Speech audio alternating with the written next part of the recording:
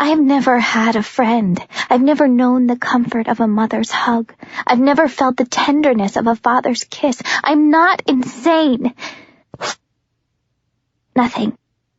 5 more seconds. Can I sit next to you? That would be wonderful. No. I'm staring at the wall again. He clenches and unclenches his jaw. He runs a hand through his hair, and I realize for the first time that he's not wearing a shirt. It's so dark in this room, I can only catch the curves and contours of his silhouette. The moon is allowed only a small window to light this space, but I watch as the muscles in his arms tighten with every movement, and I'm suddenly on fire. Flames are licking at my skin, and there's a burst of heat clawing through my stomach. Every inch of his body is raw with power, every surface somehow luminous in the darkness. In 17 years, I've never seen anything like him. In 17 years, I've never talked to a boy my own age. Because I'm a monster. I close my eyes until I've sewn them shut. I hear the creak of his bed, the groan of the springs as he sits down. I unstitch my eyes and study the floor. You must be freezing. No. A strong sigh. I'm actually burning up. I'm on my feet so quickly the blankets fall to the floor. Are you sick? My eyes scan his face for signs of a fever, but I don't dare inch closer. Do you feel dizzy? Do your joints hurt? I try to remember my own symptoms. I was chained to my bed by my own body for 1 week. I could do nothing more than crawl to the door and fall face first into my food. I don't even know how I survived. What's your name? He's asked the same question 3 times already. You might be sick, is all I can say. I'm not sick. I'm just hot. I don't usually sleep with my clothes on. Butterflies catch fire in my stomach. An inexplicable humiliation is searing my flesh. I don't know where to look. A deep breath. I was a jerk yesterday. I treated you like crap, and I'm sorry. I shouldn't have done that. I dare to meet his gaze. His eyes are the perfect shade of cobalt, blue like a blossoming bruise, clear and deep and decided. His jaw is set, and his features are carved into a careful expression. He's been thinking about this all night. Okay. So why won't you tell me your name? He leans forward and I freeze. I thaw. I melt. Juliette, I whisper. My name is Juliette. His lips soften into a smile that cracks apart my spine. He repeats my name like the word amuses him, entertains him, delights him. In 17 years, no one has said my name like that. Chapter 5. I don't know when it started. I don't know why it started. I don't know anything about anything except for the screaming. My mother screaming when she realized she could no longer touch me. My father screaming when he realized what I'd done to my mother. My parents screaming when they'd lock me in my room and tell me I should be grateful for their food, for their humane treatment of this thing that could not possibly be their child, for the yardstick they used to measure the distance I needed to keep away. I ruined their lives, is what they said to me. I stole their happiness, destroyed my mother's hope for ever having children again. Couldn't I see what I'd done, is what they'd asked me? Couldn't I see that I'd ruined everything? I tried so hard to fix what I'd ruined. I tried every single day to be what they wanted. I tried all the time to be better, but I never really knew how. I only know now that the scientists are wrong.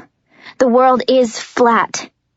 I know, because I was tossed right off the edge, and I've been trying to hold on for 17 years.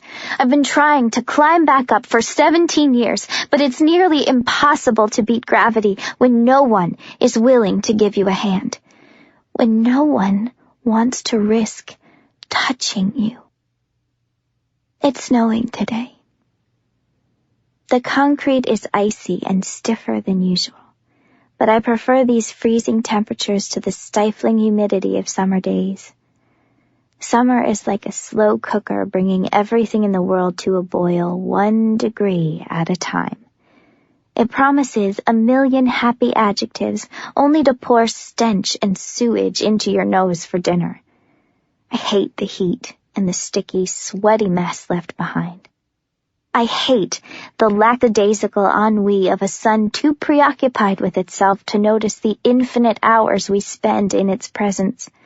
The sun is an arrogant thing, always leaving the world behind when it tires of us. The moon is a loyal companion. It never leaves. It's always there, watching, steadfast, knowing us in our light and dark moments, changing forever just as we do. Every day it's a different version of itself. Sometimes weak and wan, sometimes strong and full of light. The moon understands what it means to be human. Uncertain, alone, cratered by imperfections. I stare out the window for so long I forget myself. I hold up my hand to catch a snowflake, and my fist closes around the icy air. Empty. I want to put this fist attached to my wrist right through the window. Just to feel something. Just to feel human. What time is it? My eyes flutter for a moment. His voice pulls me back down to a world I keep trying to forget. I don't know, I tell him. I have no idea what time it is. I have no idea which day of the week it is, what month we're in, or even if there's a specific season we're supposed to be in. We don't really have seasons anymore. The animals are dying. Birds don't fly. Crops are hard to come by. Flowers almost don't exist. The weather is unreliable. Sometimes our winter days hit 92 degrees. Sometimes it snows for no reason at all. We can't grow enough food anymore. We can't sustain enough vegetation for the animals anymore. And we can't feed the people what they need. Our population was dying off at an alarming rate before the Reestablishment took over, and they promised us they had a solution. Animals were so desperate for food, they were willing to eat anything. And people were so desperate for food, they were willing to eat poisoned animals. We were killing ourselves by trying to stay alive. The weather, the plants, the animals, and our human survival are all inextricably linked. The natural elements were at war with one another because we abused our ecosystem, abused our atmosphere, abused our animals, abused our fellow man. The Reestablishment promised they would fix things. But even though human health has found a modicum of relief under the new regime, more people have died at the end of a loaded gun than from an empty stomach. It's progressively getting worse. Juliette? My head snaps up. His eyes are wary, worried, analyzing me. I look away. He clears his throat. So, they only feed us once a day? His question sends both our eyes toward the small slot in the door. I curl my knees to my chest and balance my bones on the mattress. If I hold myself very, very still, I can almost ignore the metal digging into my skin. There's no system to the food, I tell him. My finger traces a new pattern down the rough material of the blanket. There's usually something in the morning, but there are no guarantees for anything else. Sometimes we get lucky. My eyes flick up to the pane of glass punched into the wall. Pinks and reds filter into the room, and I know it's the start of a new beginning. The start of the same end, another day. Maybe I will die today. Maybe a bird will fly today. So that's it? They open the door once a day for people to do their business, and maybe if we're lucky they feed us? That's it? The bird will be white, with streaks of gold like a crown atop its head. It will fly. That's it. There's no group therapy? He almost laughs. Until you arrived, I hadn't spoken a single word in 264 days. His silence says so much. I can almost reach out and touch the guilt growing on his shoulders. How long are you in for? He finally asks. Forever. I don't know. A mechanical sound creaks, groans, cranks in the distance. My life is 4 walls of missed opportunities poured into concrete molds. What about your family? There's a serious sorrow in his voice, almost like he already knows the answer to that question. Here's what I know about my parents. I have no idea where they are. Why are you here? I talk to my fingers to avoid his gaze. I've studied my hands so thoroughly I know exactly where each bump, cut, and bruise has ravaged my skin. Small hands, slim fingers. I curl them into a fist and release them to lose the tension. He still hasn't responded. I look up. I'm not insane, is all he says. That's what we all say. I cock my head only to shake it a fraction of an inch. I bite my lip. My eyes can't help but steal glances out the window. Why do you keep looking outside? I don't mind his questions. I really don't. It's just strange to have someone to talk to. It's strange to have to exert energy to move my lips to form words necessary to explain my actions. No one has cared for so long. No one's watched me closely enough to wonder why I stare out a window. No one has ever treated me like an equal. Then again, he doesn't know I'm a monster. My secret. I wonder how long this will last before he's running for his life. I've forgotten to answer and he's still studying me. I tuck a piece of my hair behind my ear only to change my mind. Why do you stare so much? His eyes are careful, curious. I figured the only reason they would lock me up with a girl was because you were crazy. I thought they were trying to torture me by putting me in the same space as a psychopath. I thought you were my punishment. That's why you stole my bed. To exert power, to stake a claim, to fight first. He drops his eyes, clasps and unclasps his hands before rubbing the back of his neck. Why'd you help me? How'd you know I wouldn't hurt you? I count my fingers to make sure they're still there. I didn't. You didn't help me, or you didn't know if I'd hurt you? Adam. My lips curve around the shape of his name. I'm surprised to discover how much I love the easy, familiar way the sound rolls off my tongue. He's sitting almost as still as I am. His eyes are pulled together with a new kind of emotion I can't place. Yeah? What's it like? I ask, each word quieter than the one before. Outside? In the real world? Is it worse? An ache mars the features of his finely chiseled face. It takes him a few heartbeats to answer. He glances out the window. Honestly, I'm not sure if it's better to be in here or out there. I follow his eyes to the pane of glass separating us from reality, and I wait for his lips to part. I wait to listen to him speak. And then I try to pay attention as his words bounce around in the haze of my head, fogging my senses, misting my eyes, clouding my concentration. Did you know it was an international movement? Adam asks me. No, I did not, I tell him. I do not tell him I was dragged from my home 3 years ago.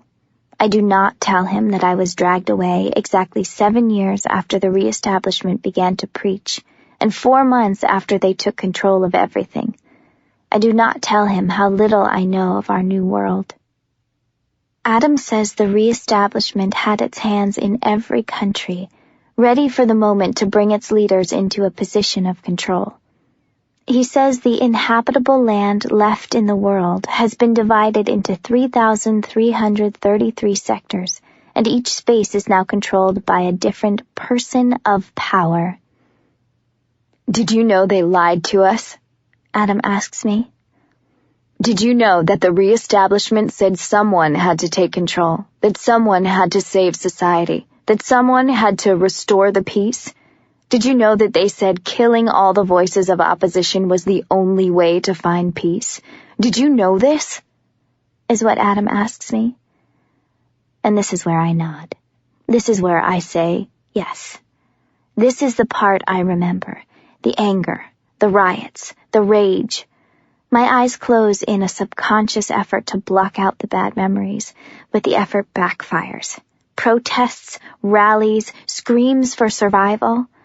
I see women and children starving to death, homes destroyed and buried in rubble, the countryside a burnt landscape, its only fruit the rotting flesh of casualties. I see dead, red and burgundy and maroon and the richest shade of your mother's favorite lipstick all smeared into the earth. So much, everything, all the things dead. The Reestablishment is struggling to maintain its hold over the people, Adam says. He says, the Reestablishment is struggling to fight a war against the rebels who will not acquiesce to this new regime. The Reestablishment is struggling to root itself as a new form of government across all international societies. And then I wonder what has happened to the people I used to see every day. What's become of their homes, their parents, their children? I wonder how many of them have been buried in the ground. How many of them were murdered? They're destroying everything, Adam says, and his voice is suddenly a solemn sound in the silence. All the books, every artifact, every remnant of human history, they're saying it's the only way to fix things. They say we need to start fresh. They say we can't make the same mistakes of previous generations. 2 knocks at the door, and we're both on our feet, abruptly startled back into this bleak world. Adam raises an eyebrow at me. Breakfast? Wait 3 minutes, I remind him. We're so good at masking our hunger until the knocks at the door cripple our dignity. They starve us on purpose. Yeah. His lips are set in a soft smile. I wouldn't want to burn myself. The air shifts as he steps forward. I am a statue. I still don't understand, he says, so quietly. Why are you here? Why do you ask so many questions? He leaves less than a foot of space between us, and I'm 10 inches away from spontaneous combustion. Your eyes are so deep. He tilts his head. So calm. I want to know what you're thinking. You shouldn't. My voice falters. You don't even know me. He laughs, and the action gives life to the light in his eyes. I don't know you.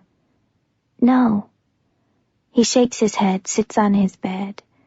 Right. Of course not. What?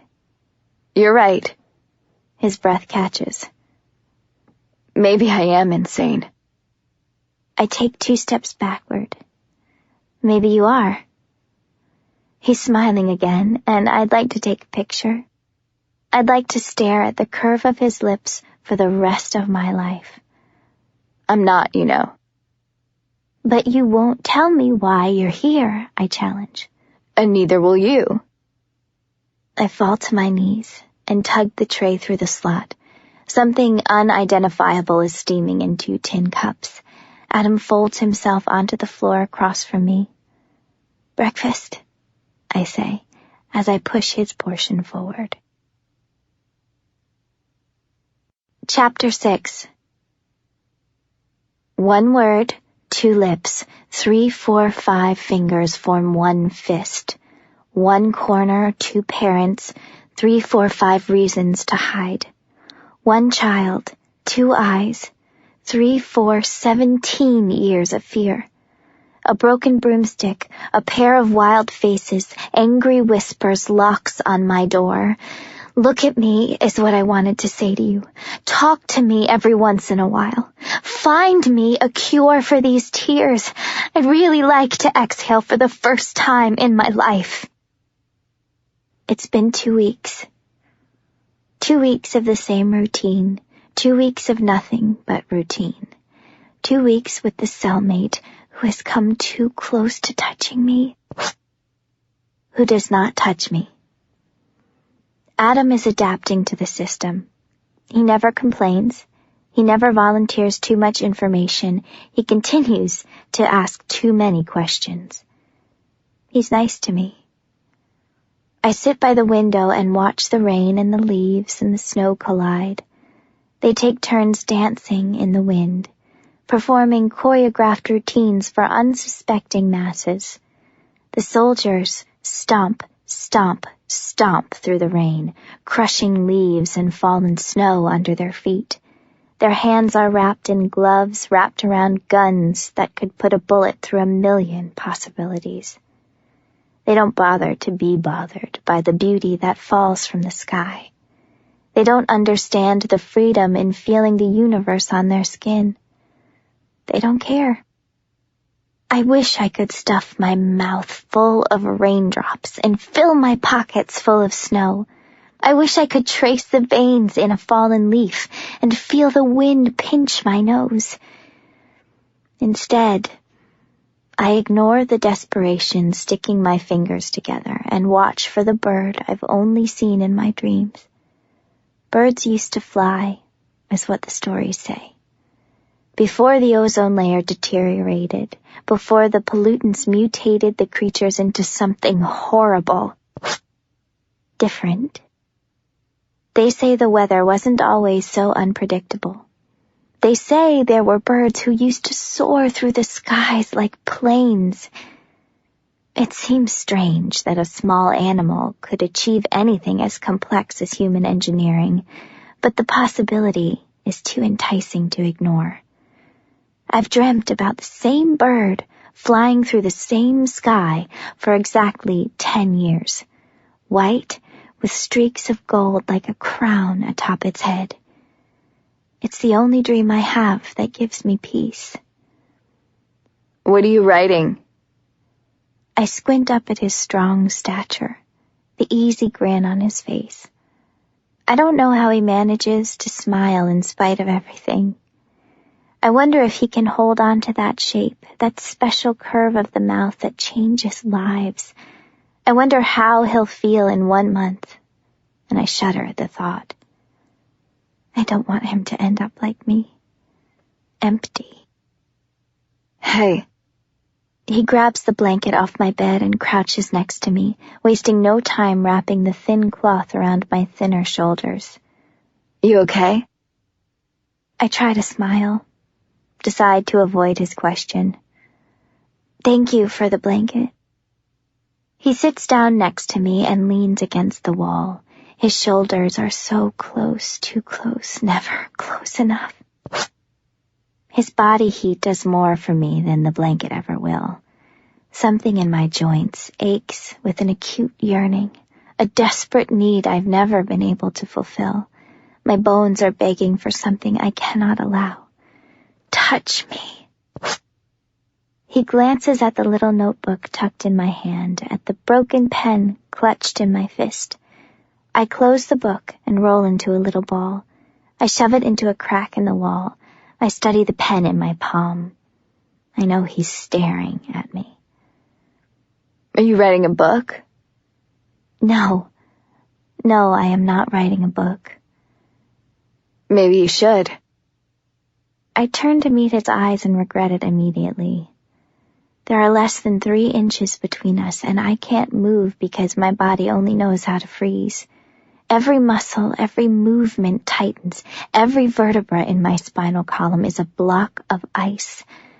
I'm holding my breath, and my eyes are wide, locked, caught in the intensity of his gaze. I can't look away.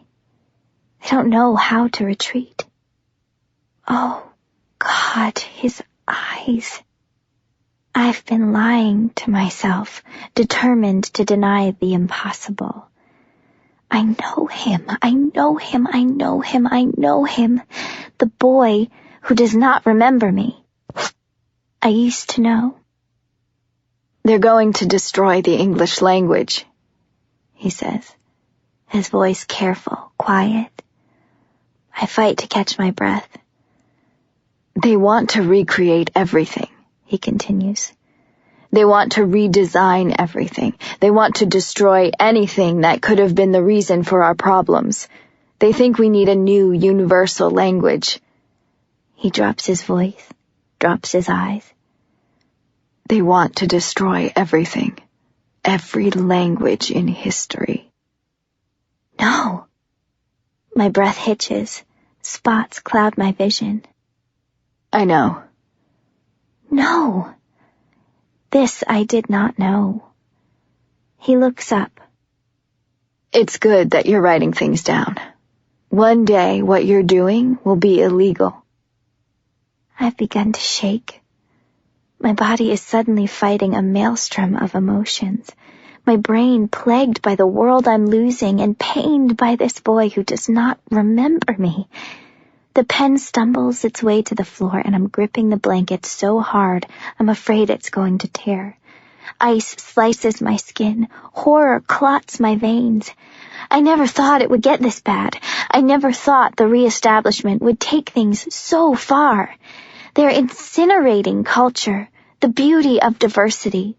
The new citizens of our world will be reduced to nothing but numbers, easily interchangeable, easily removable, easily destroyed for disobedience. We have lost our humanity. I wrap the blanket around my shoulders until I'm cocooned in the tremors that won't stop terrorizing my body. I'm horrified by my lack of self-control. I can't make myself still. His hand is suddenly on my back. His touch is scorching my skin through the layers of fabric, and I inhale so fast my lungs collapse. I'm caught in colliding currents of confusion, so desperate, so desperate, so desperate to be close, so desperate to be far away. I don't know how to move away from him. I don't want to move away from him. I don't want him to be afraid of me. Hey. His voice is soft, so soft, so soft. His arms are stronger than all the bones in my body. He pulls my swaddled figure close to his chest, and I shatter. 2, 3, 4, 50,000 pieces of feeling stab me in the heart, melt into drops of warm honey that soothe the scars in my soul.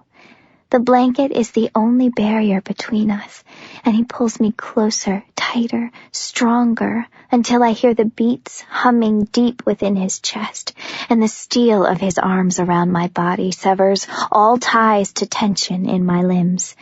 His heat melts the icicles, propping me up from the inside out, and I thaw, my eyes fluttering fast until they fall closed, until silent tears are streaming down my face, and I've decided the only thing I want to freeze is his frame holding mine. It's okay, he whispers. You'll be okay. Truth is a jealous, vicious mistress that never ever sleeps, is what I don't tell him. I'll never be okay. It takes every broken filament in my being to pull away from him. I do it because I have to, because it's for his own good. Someone is sticking forks in my back as I trip away. The blanket catches my foot, and I nearly fall before Adam reaches out to me again. Juliette. You can't touch me. My breathing is shallow and hard to swallow, my fingers shaking so fast I clench them into a fist. You can't touch me. You can't. My eyes are trained on the door. He's on his feet. Why not? You just can't. I whisper to the walls. I don't understand. Why won't you talk to me? You sit in the corner all day and write in your book and look at everything but my face. You have so much to say to a piece of paper, but I'm standing right here and you don't even acknowledge me? Juliette, please. He reaches for my arm and I turn away. Why won't you at least look at me? I'm not going to hurt you. You don't remember me. You don't remember that we went to the same school for 7 years. You don't remember me. You don't know me. My voice is even, flat. My limbs numb, amputated. We've shared one space for 2 weeks and you think you know me, but you don't know anything about me. Maybe I am crazy. You're not, he says through clenched teeth. You know you're not. Then maybe it's you, I say carefully, slowly, because one of us is. That's not true. Tell me why you're here, Adam. What are you doing in an insane asylum if you don't belong here? I've been asking you the same question since I got here. Maybe you ask too many questions. I hear his hard exhalation of breath. He laughs a bitter laugh. We're practically the only 2 people who are alive in this place, and you want to shut me out too? I close my eyes and focus on breathing. You can talk to me. Just don't touch me. 7 seconds of silence join the conversation. Maybe I want to touch you. There are 15,000 feelings of disbelief hole-punched in my heart. I'm tempted by recklessness, aching, desperate forever for what I can never have. I turn my back on him, but I can't keep the lies from spilling out of my lips. Maybe I don't want you to. He makes a harsh sound. I disgust you that much? I spin around, so caught off guard by his words I forget myself. He's staring at me, his face hard, his jaw set, his fingers flexing by his sides. His eyes are 2 buckets of rainwater, deep, fresh, clear. Hurt. You don't know what you're talking about. I can't breathe. You can't just answer a simple question, can you? He shakes his head and turns to the wall. My face is cast in a neutral mold, my arms and legs filled with plaster. I feel nothing. I am nothing. I am empty of everything. I will never move. I'm staring at a small crack near my shoe. I will stare at it forever. The blankets fall to the floor. The world fades out of focus. My ears outsource every sound to another dimension. My eyes close. My thoughts drift. My memories kick me in the heart. I know him. I've tried so hard to stop thinking about him. I've tried so hard to forget his face. I've tried so hard to get those blue eyes out of my head. But I know him. I know him. I know him. It's been 3 years since I last saw him. I could never forget Adam. But he's already forgotten me. Chapter 7. I remember televisions and fireplaces and porcelain sinks. I remember movie tickets and parking lots and SUVs. I remember hair salons and holidays and window shutters and dandelions and the smell of freshly paved driveways. I remember toothpaste commercials, and ladies in high heels, and old men in business suits. I remember mailmen, and libraries, and boy bands, and balloons, and Christmas trees. I remember being 10 years old when we couldn't ignore the food shortages anymore, and things got so expensive no one could afford to live. Adam is not speaking to me. Maybe it's for the best. Maybe there was no point hoping he and I could be friends. Maybe it's better he thinks I don't like him than that I like him too much. He's hiding a lot of something that might be pain, but his secrets scare me. He won't tell me why he's here, though I don't tell him much either. And yet. Last night, the memory of his arms around me was enough to scare away the screams. The warmth of a kind embrace, the strength of firm hands holding all of my pieces together, the relief and release of so many years' loneliness. This gift he's given me, I can't repay. Touching Juliette is nearly impossible. I'll never forget the horror in my mother's eyes, the torture in my father's face, the fear etched in their expressions. Their child is a monster. Possessed by the devil, cursed by darkness, unholy, an abomination. Drugs, tests, medical solutions failed. Psychological cross-examinations failed. She is a walking weapon in society, is what the teacher said. We've never seen anything like it, is what the doctor said. She should be removed from your home, is what the police officers said. No problem at all, is what my parents said. I was 14 years old when they finally got rid of me. When they stood back and watched as I was dragged away for a murder I didn't know I could commit. Maybe the world is safer with me locked in a cell.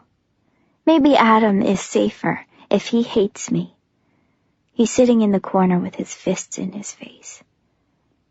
I never wanted to hurt him. I never wanted to hurt the only person who never wanted to hurt me.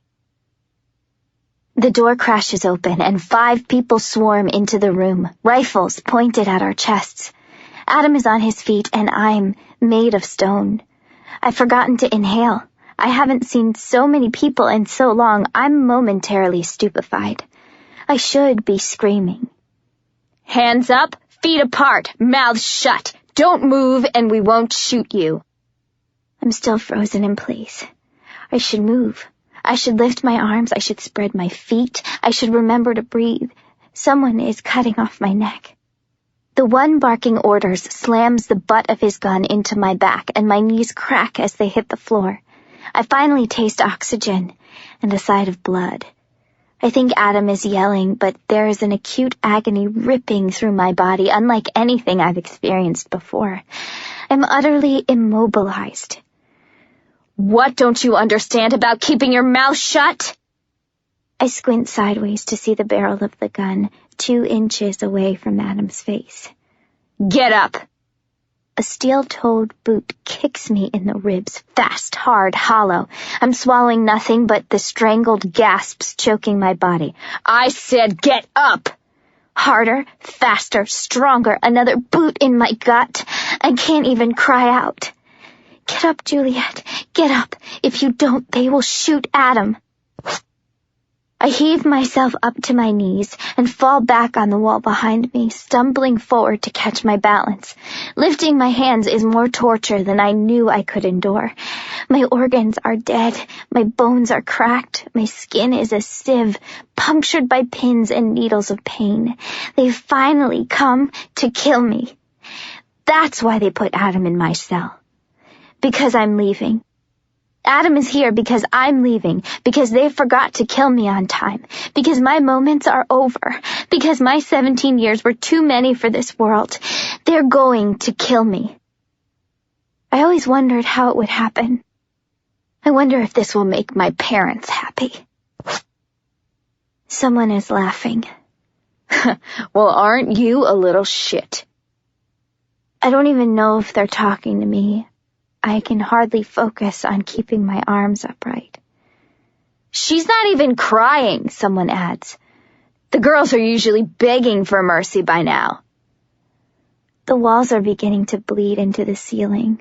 I wonder how long I can hold my breath. I can't distinguish words. I can't understand the sounds I'm hearing. The blood is rushing through my head, and my lips are 2 blocks of concrete I can't crack open. There's a gun in my back, and I'm tripping forward. The floors are falling up. My feet are dragging in a direction I can't decipher. I hope they kill me soon. Chapter 8. It takes me 2 days to open my eyes. There's a tin of water and a tin of food set off to the side, and I inhale the cold contents with trembling hands, a dull ache creaking through my bones, a desperate drought suffocating my throat. Nothing seems to be broken, but one glance under my shirt proves the pain was real. The bruises are discolored blossoms of blue and yellow, torture to touch and slow to heal. Adam is nowhere. I am alone in a block of solitude, 4 walls no more than 10 feet in every direction, the only air creeping in through a small slot in the door. I've just begun to terrorize myself with my imagination when the heavy metal door slams open. A guard with 2 rifles strung across his chest looks me up and down. "Get up." This time I don't hesitate. I hope Adam, at least, is safe. I hope he doesn't come to the same end I do. "Follow me." The guard's voice is thick and deep, his gray eyes unreadable. He looks about 25 years old, blonde hair cropped close to the crown, shirt sleeves rolled up to his shoulders, military tattoos snaking up his forearms just like Adam's.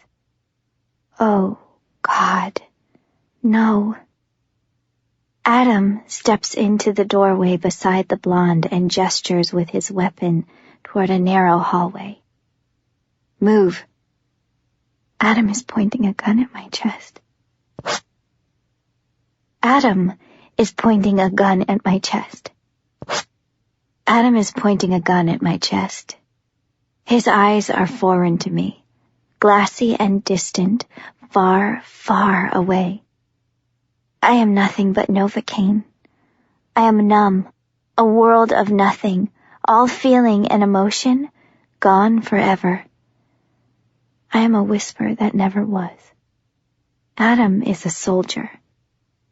Adam wants me to die. I stare at him openly now, every sensation amputated, my pain a distant scream disconnected from my body. My feet move forward of their own accord. My lips remain shut because there will never be words for this moment. Death would be a welcome release from these earthly joys I've known. I don't know how long I've been walking before another blow to my back cripples me. I blink against the brightness of light I haven't seen in so long. My eyes begin to tear and I'm squinting against the fluorescent bulbs illuminating the large space. I can hardly see anything. "Juliette Ferrars." A voice detonates my name. There's a heavy boot pressed into my back and I can't lift my head to distinguish who's speaking to me. "Weston, dim the lights and release her. I want to see her face." The command is cool and strong like steel, dangerously calm, effortlessly powerful. The brightness is reduced to a level I'm able to tolerate. The imprint of a boot is carved into my back but no longer settled on my skin. I lift my head and look up. I'm immediately struck by his youth. He can't be much older than me. It's obvious he's in charge of something, though I have no idea what. His skin is flawless, unblemished, his jawline sharp and strong. His eyes are the palest shade of emerald I've ever seen. He's beautiful. His crooked smile is calculated evil. He's sitting on what he imagines to be a throne, but is nothing more than a chair at the front of an empty room. His suit is perfectly pressed, his blonde hair expertly combed, his soldiers the ideal bodyguards. I hate him. You're so stubborn. His green eyes are almost translucent. You never want to cooperate. You wouldn't even play nice with your cellmate. I flinch without intending to. The burn of betrayal blushes up my neck. Green Eyes looks unexpectedly amused, and I'm suddenly mortified. Well, isn't that interesting? He snaps his fingers. Kent, would you step forward, please? My heart stops beating when Adam comes into view. Kent. His name is Adam Kent. I am aflame from head to toe.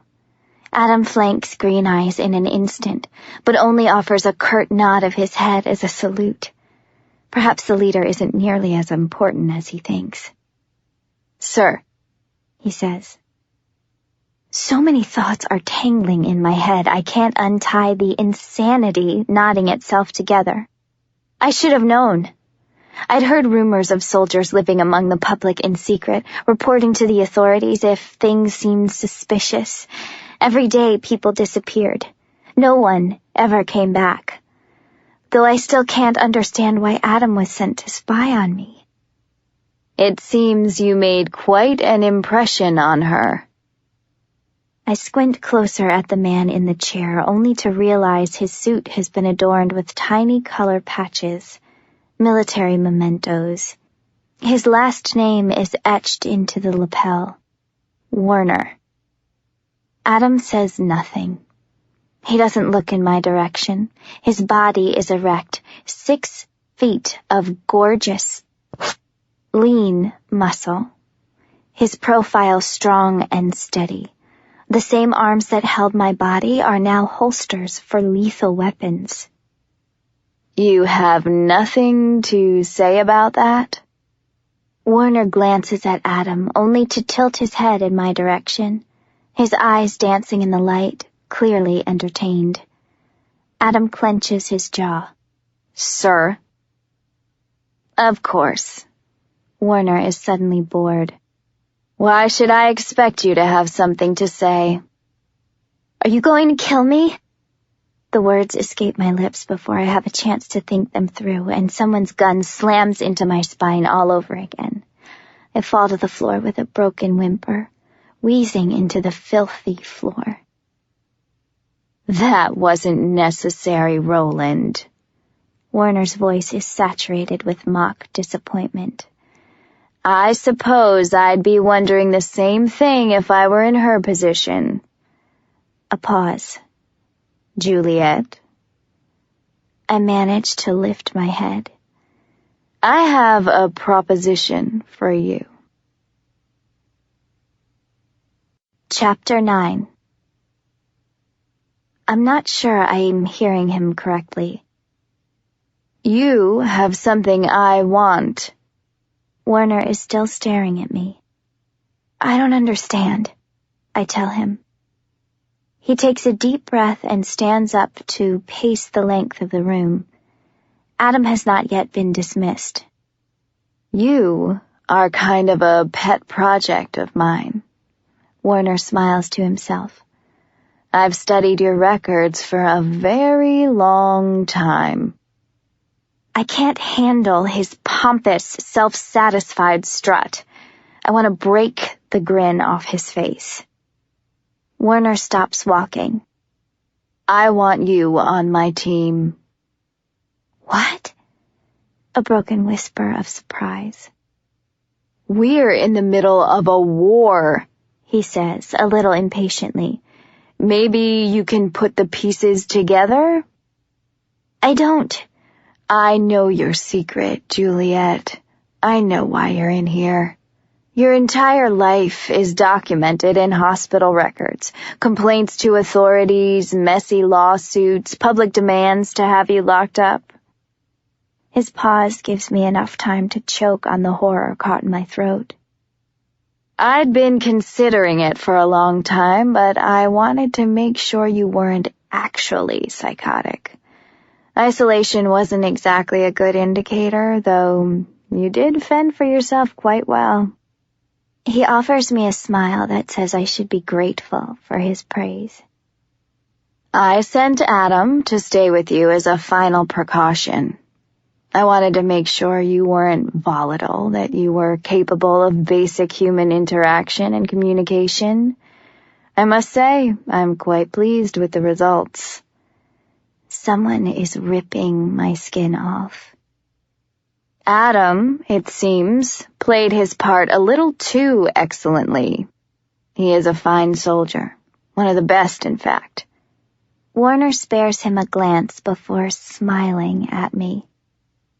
But don't worry. He doesn't know what you're capable of. Not yet, anyway. I claw at the panic. I swallow the agony. I beg myself not to look in his direction, but I fail. I fail. Adam meets my eyes in the same split second I meet his, but he looks away so quickly I'm not sure if I imagined it. I am a monster.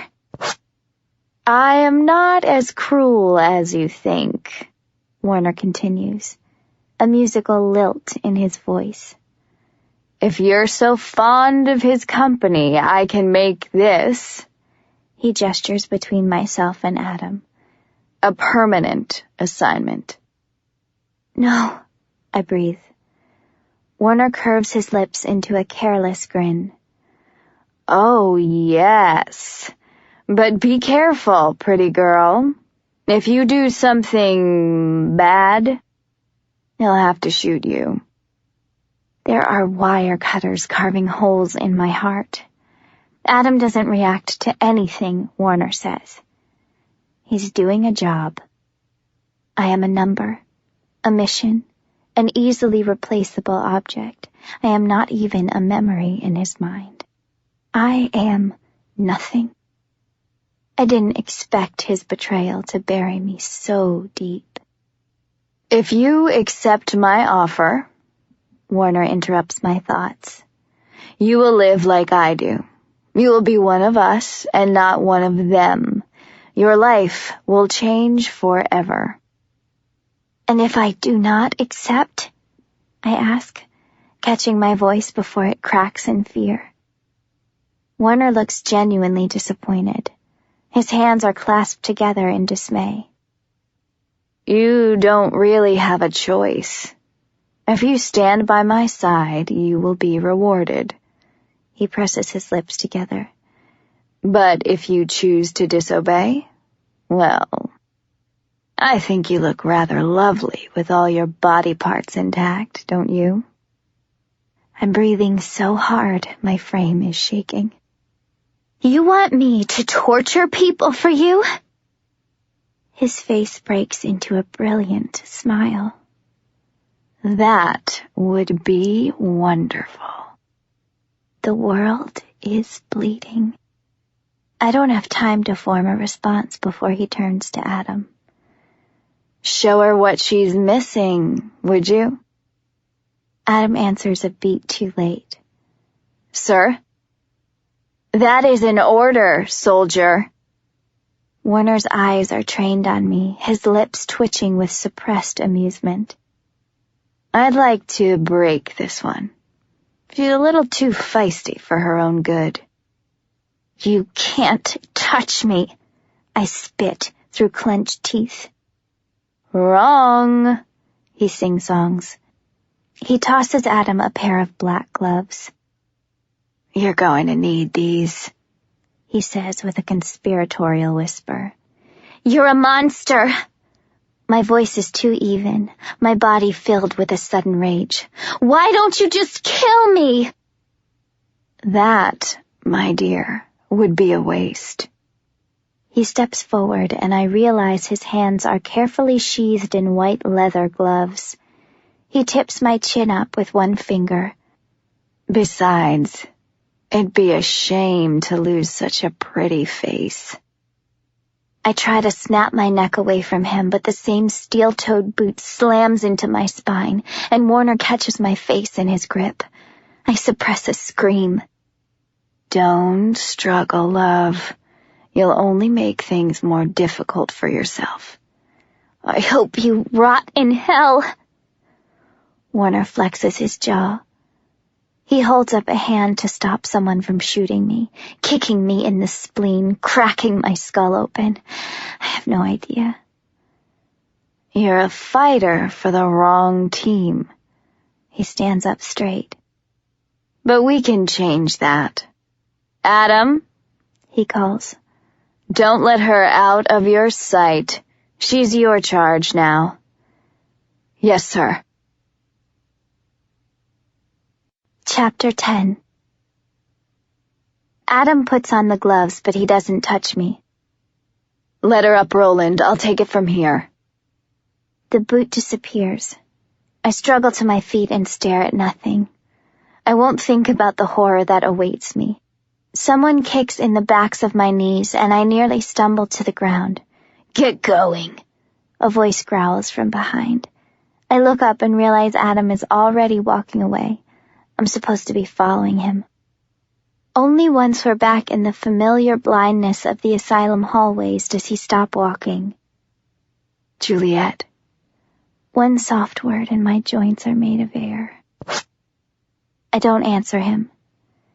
Take my hand, he says.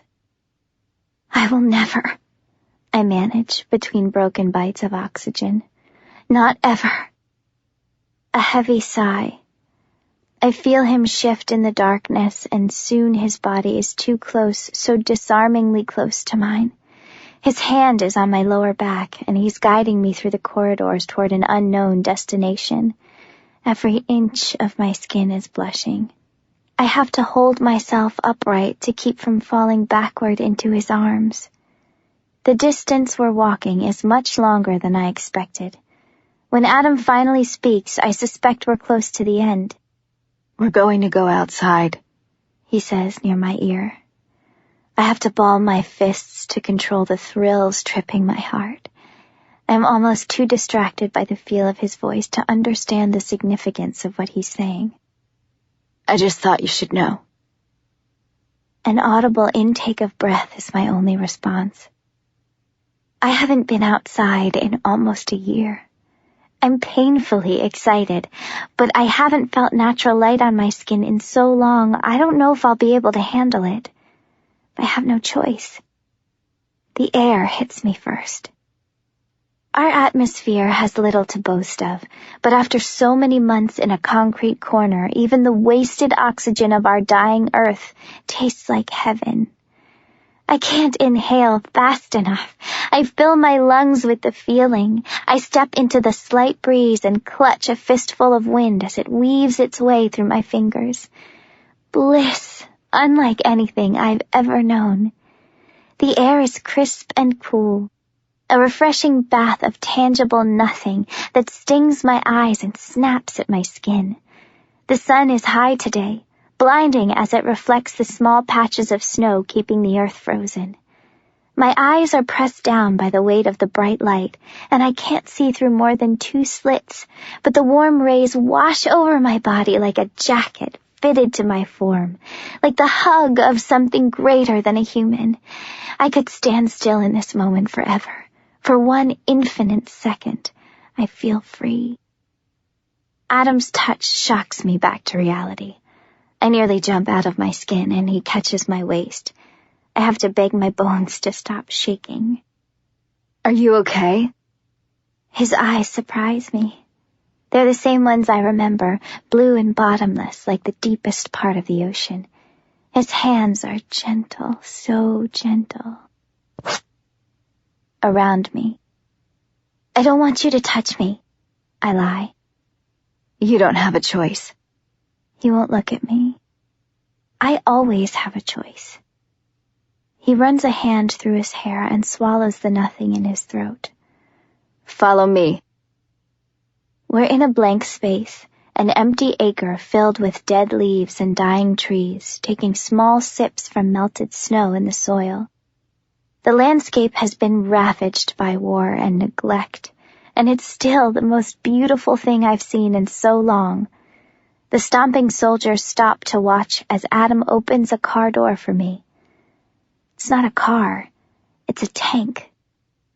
I stare at the massive metal body and attempt to climb my way up the side when Adam is suddenly behind me. He hoists me up by the waist, and I gasp as he settles me into the seat. Soon we're driving in silence, and I have no idea where we're headed. I'm staring out the window at everything. I'm eating and drinking and absorbing every infinitesimal detail in the debris, in the skyline, in the abandoned homes and broken pieces of metal and glass sprinkled in the scenery. The world looks naked, stripped of vegetation and warmth. There are no street signs, no stop signs. There is no need for either. There is no public transportation. Everyone knows that cars are now manufactured by only one company and sold at a ridiculous rate. Very few people are allowed a means of escape.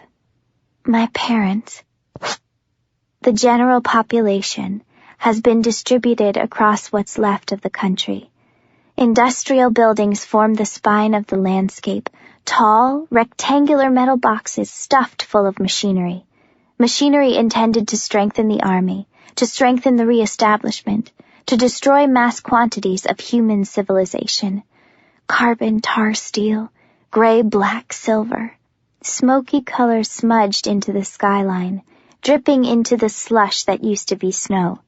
Trash is heaped in haphazard piles everywhere, patches of yellowed grass peeking out from under the devastation.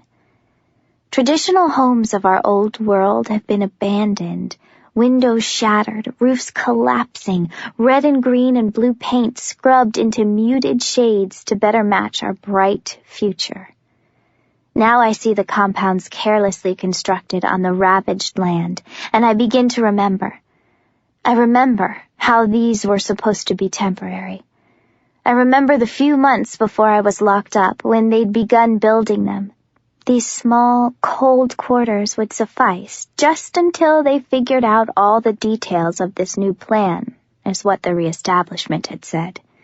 Just until everyone was subdued. Just until people stopped protesting and realized that this change was good for them, good for their children, good for their future. I remember there were rules. No more dangerous imaginations. No more prescription medications.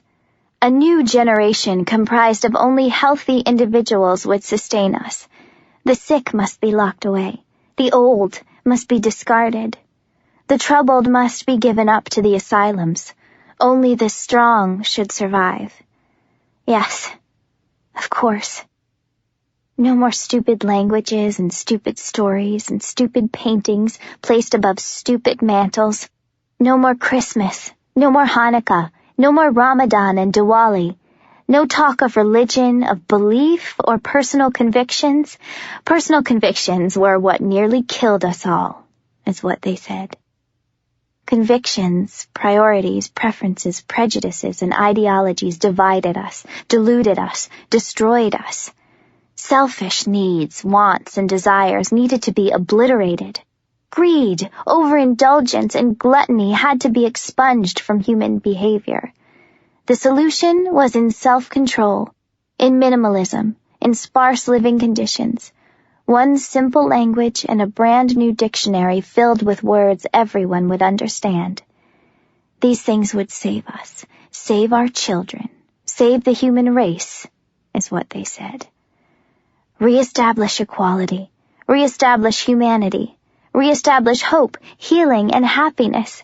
Save us, join us, reestablish society. The posters are still plastered on the walls. The wind whips their tattered remains, but the signs are determinedly fixed, flapping against the steel and concrete structures they're stuck to. Some are still pasted to poles sprung right out of the ground, loudspeakers now affixed at the very top, loudspeakers that alert the people, no doubt, to the imminent dangers that surround them. But the world is eerily quiet. Pedestrians pass by, ambling along in the cold, frigid weather to do factory work and find food for their families. Hope in this world bleeds out of the barrel of a gun. No one really cares for the concept anymore. People used to want hope. They wanted to think things could get better.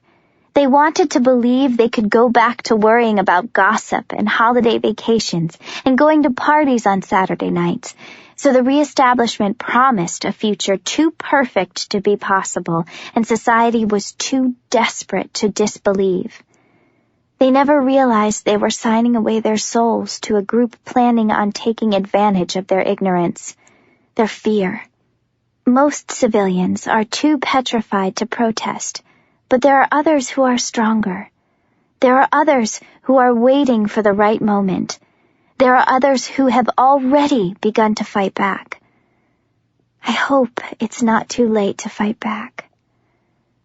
I study every quivering branch, every imposing soldier, every window I can count.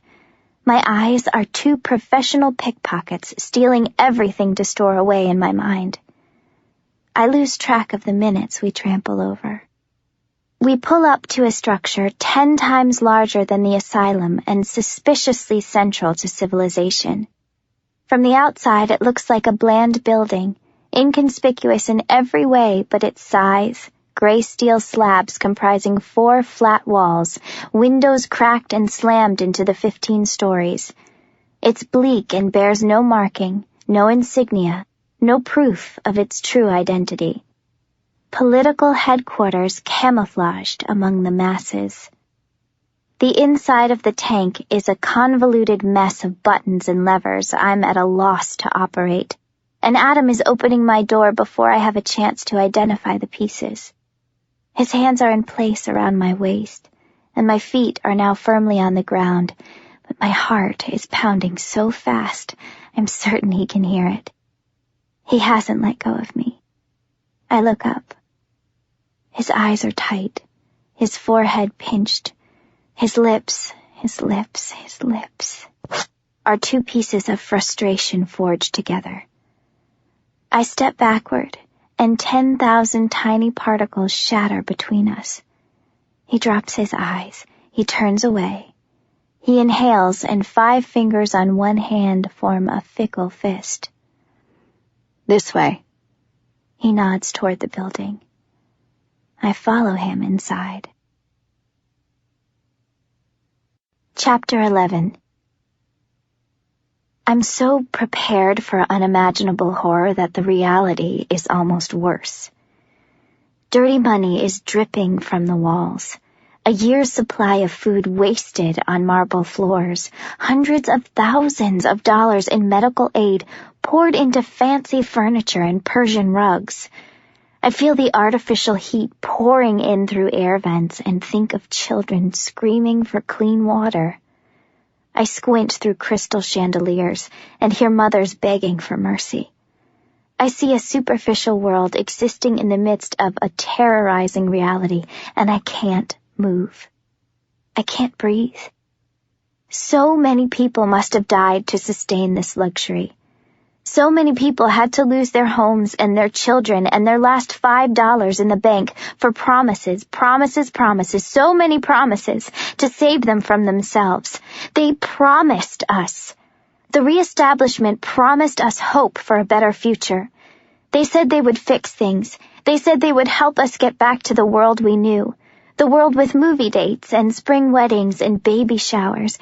They said they would give us back our homes, our health, our sustainable future. But they stole everything. They took everything. My life, my future, my sanity, my freedom. They filled our world with weapons aimed at our foreheads and smiled as they shot 16 candles right through our future. They killed those strong enough to fight back and locked up the freaks who failed to live up to their utopian expectations. People like me. Here is proof of their corruption. My skin is cold sweat, my fingers trembling with disgust, my legs unable to withstand the waste. The selfish waste in these four walls. I'm seeing red everywhere. The blood of bodies spattered against the windows, spilled across the carpets, dripping from the chandeliers. Juliette. I break. I'm on my knees, my body cracking from the pain I've swallowed so many times, heaving with sobs I can no longer suppress, my dignity dissolving in my tears, the agony of this past week ripping my skin to shreds. I can't ever breathe. I can't catch the oxygen around me, and I'm dry heaving into my shirt, and I hear voices and see faces I don't recognize, wisps of words wicked away by confusion, thoughts scrambled so many times I don't know if I'm even conscious anymore. I don't know if I've officially lost my mind. I'm in the air. I'm a bag of feathers in his arms, and he's breaking through soldiers crowding around for a glimpse of the commotion, and for a moment, I don't want to care that I shouldn't want this so much. I want to forget that I'm supposed to hate him, that he betrayed me, that he's working for the same people who are trying to destroy the very little that's left of humanity, and my face is buried in the soft material of his shirt, and my cheek is pressed against his chest, and he smells like strength and courage, and the world drowning in rain. I don't want him to ever let go of my body. I wish I could touch his skin. I wish there were no barriers between us. Reality slaps me in the face. Mortification muddles my brain. Desperate humiliation clouds my judgment. Red paints my face, bleeds through my skin. I clutch at his shirt. You can kill me, I tell him. You have guns. I'm wriggling out of his grip, and he tightens his hold around my body. His face shows no emotion but a sudden strain in his jaw, an unmistakable tension in his arms. You can just kill me, I plead. Juliette. His voice is solid with an edge of desperation. Please. I'm numb again, powerless all over again. Melting from within, life seeping out of my limbs. We're standing in front of a door. Adam takes a key card and swipes it against a black pane of glass fitted into the small space beside the handle, and the stainless steel door slides out of place. We step inside. We're all alone in a new room. Please, don't let go of me. Put me down, I tell him.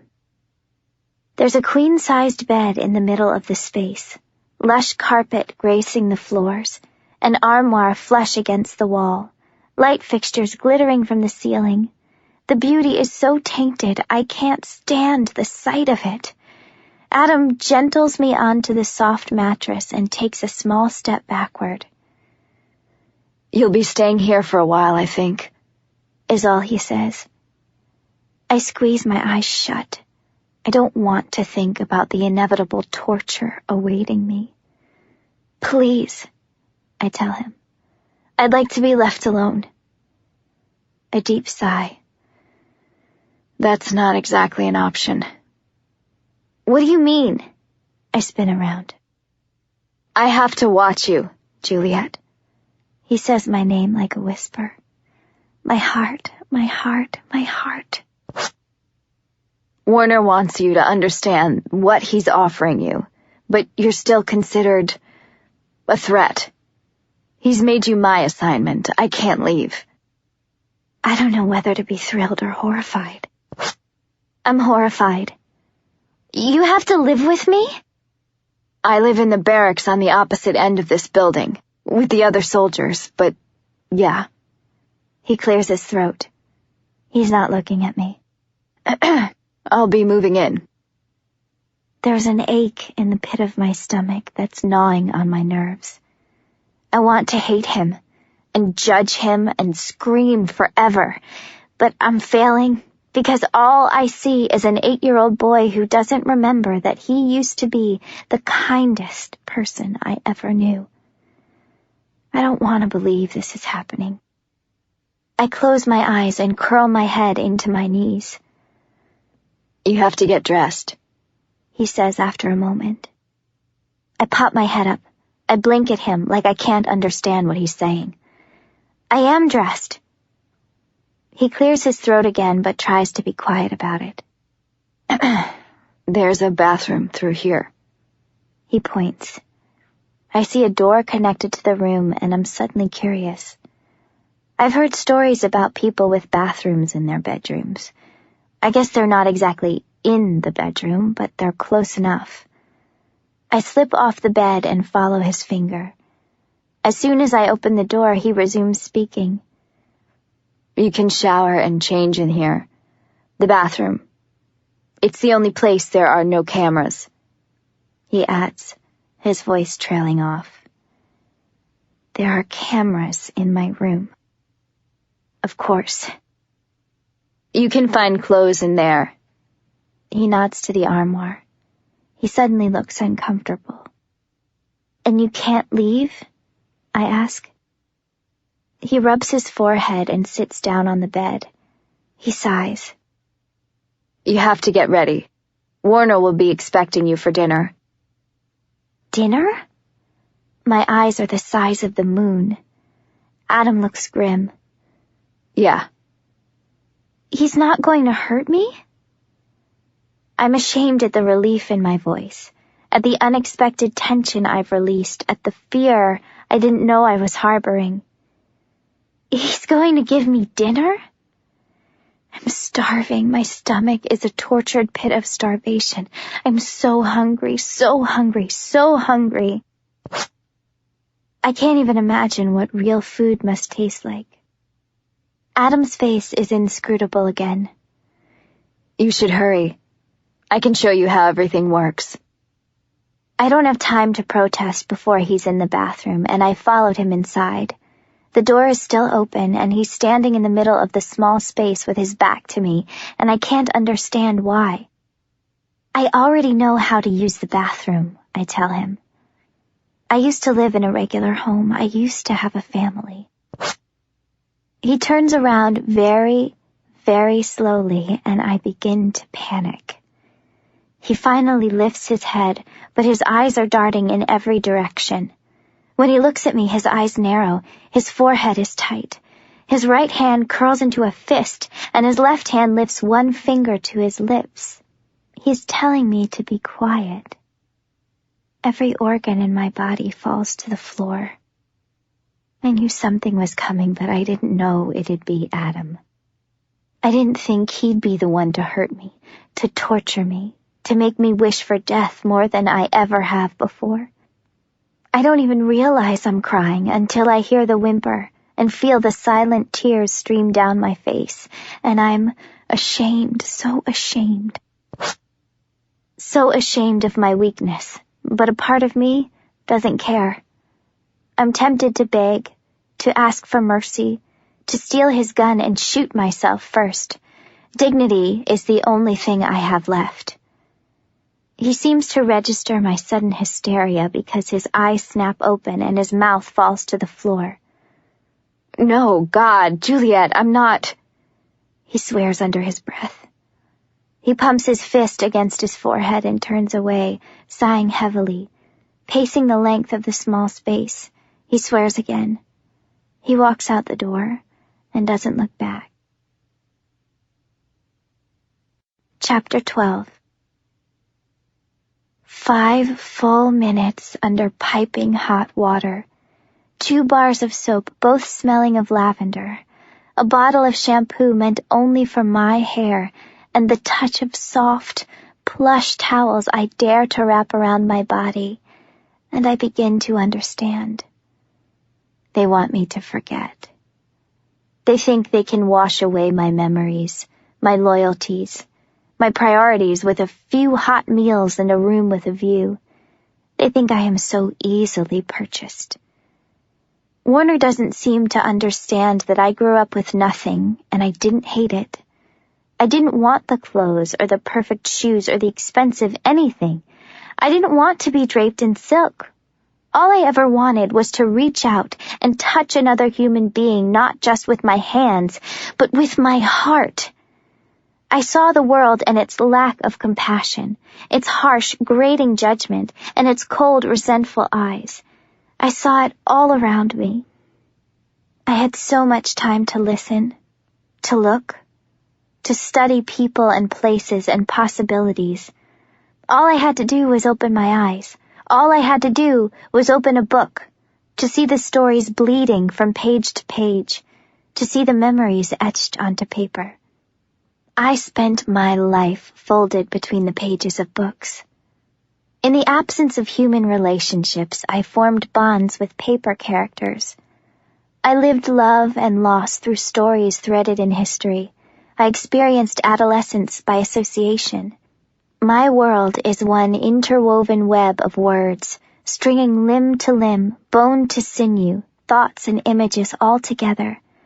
I am a being comprised of letters, a character created by sentences, a figment of imagination formed through fiction. They want to delete every point of punctuation in my life from this earth, and I don't think I can let that happen. I slip back into my old clothes and tiptoe into the bedroom, only to find it abandoned. Adam is gone, even though he said he would stay. I don't understand him. I don't understand his actions. I don't understand my disappointment. I wish I didn't love the freshness of my skin, the feel of being perfectly clean after so long. I don't understand why I still haven't looked in the mirror, why I'm afraid of what I'll see, why I'm not sure if I'll recognize the face that might stare back at me. I open the armoire. It's bursting with dresses and shoes and shirts and pants and clothing of every kind. Colors so vivid they hurt my eyes. Material I've only ever heard of, the kind I'm almost afraid to touch. The sizes are perfect. Too perfect. They've been waiting for me. The sky is raining bricks right into my skull. I've been neglected, abandoned, ostracized, and dragged from my home. I've been poked, prodded, tested, and thrown in a cell. I've been studied. I've been starved. I've been tempted with friendship only to be left betrayed and trapped into this nightmare I'm expected to be grateful for. My parents, my teachers, Adam, Warner, the Reestablishment, I am expendable to all of them. They think I'm a doll they can dress up and twist into prostration. But they're wrong. Warner is waiting for you.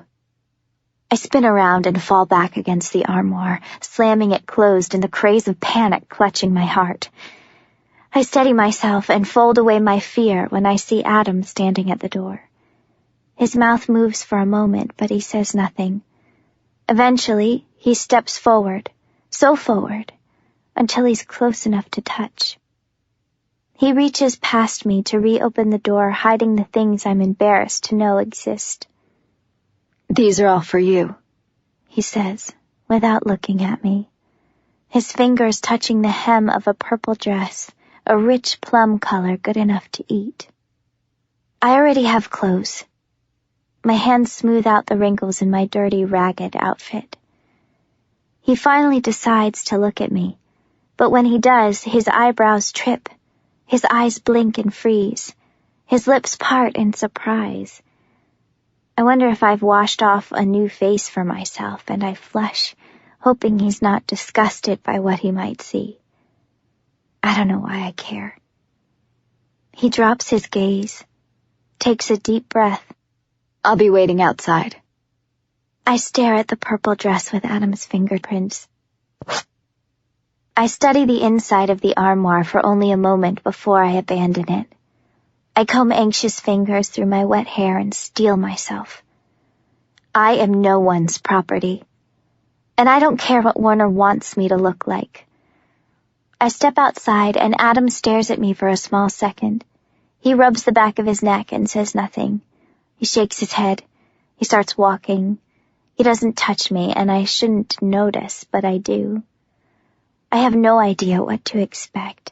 I have no idea what my life will be like in this new place, and I'm being nailed in the stomach by every exquisite embellishment, every lavish accessory, every superfluous painting, molding, lighting, coloring of this building. I hope the whole thing catches fire. I follow Adam down a long, carpeted corridor to an elevator made entirely of glass. He swipes the same key card he used to open my door, and we step inside. I didn't even realize we'd taken an elevator to get up this many floors. I realize I must have made a horrible scene when I arrived, and I'm almost happy. I hope I disappoint Warner in every possible way. The dining room is big enough to feed thousands of orphans. Instead, there are 7 banquet tables draped across the room, blue silk spilling across the tabletops, crystal vases bursting with orchids and stargazer lilies, glass bowls filled with gardenias. It's enchanting. I wonder where they got the flowers from. They must not be real. I don't know how they could be real. I haven't seen real flowers in years. Warner is positioned at the table directly in the middle, seated at the head. As soon as he sees me, Adam, he stands up. The entire room stands in turn. I realize almost immediately that there is an empty seat on either side of him, and I don't intend to stop moving, but I do. I take quick inventory of the attendees and can't count any other women. Adam brushes the small of my back with 3 fingertips, and I'm startled out of my skin. I hurry forward and Warner beams at me. He pulls out the chair on his left and gestures for me to sit down. I do. I try not to look at Adam as he sits across from me. You know, there are clothes in your armoire, my dear. Warner sits down beside me. The room reseats itself and resumes a steady stream of chatter. He's turned almost entirely in my direction, but somehow the only presence I'm aware of is directly across from me. I focus on the empty plate 2 inches from my fingers. I drop my hands in my lap. And you don't have to wear those dirty tennis shoes anymore, Warner continues, stealing another glance before pouring something into my cup. It looks like water. I'm so thirsty I could inhale a waterfall. I hate his smile. Hate looks just like everybody else until it smiles, until it spins around and lies with lips and teeth carved into the semblance of something too passive to punch. Juliette? I inhale too quickly. A stifled cough is ballooning in my throat. His glassy green eyes glint in my direction. Are you not hungry? Words dipped in sugar. His gloved hand touches my wrist, and I nearly sprain it in my haste to distance myself from him. I could eat every person in this room. No, thank you. He licks his bottom lip into a smile. Don't confuse stupidity for bravery, love. I know you haven't eaten anything in days. Something in my patience snaps. I'd really rather die than eat your food and listen to you call me love, I tell him. Adam drops his fork. Warner spares him a swift glance, and when he looks my way again, his eyes have hardened. He holds my gaze for a few infinitely long seconds before he pulls a gun out of his jacket pocket. He fires. The entire room screams to a stop. My heart is flapping wings against my throat. I turn my head very, very slowly to follow the direction of Warner's gun, only to see he shot some kind of meat right through the bone. The platter of food is slightly steaming across the room, the meal heaped less than a foot away from the guests. He shot it without even looking. He could have killed someone. It takes all of my energy to remain very, very still. Warner drops the gun on my plate. The silence gives it space to clatter around the universe and back. Choose your words very wisely, Juliette. One word from me, and your life here won't be so easy. I blink. Adam pushes a plate of food in front of me. The strength of his gaze is like a white-hot poker pressed against my skin. I look up, and he cocks his head the tiniest millimeter. His eyes are saying, please. I pick up my fork. Warner doesn't miss a thing. He clears his throat a little too loudly. He laughs with no humor as he cuts into the meat on his plate. Do I have to get Ken to do all my work for me? Excuse me? It seems he's the only one you'll listen to. His tone is breezy, but his jaw is unmistakably set. He turns to Adam. I'm surprised you didn't tell her to change her clothes like I asked you to. Adam sits up straighter. I did, sir. I like my clothes, I tell him. I'd like to punch you in the eye is what I don't tell him.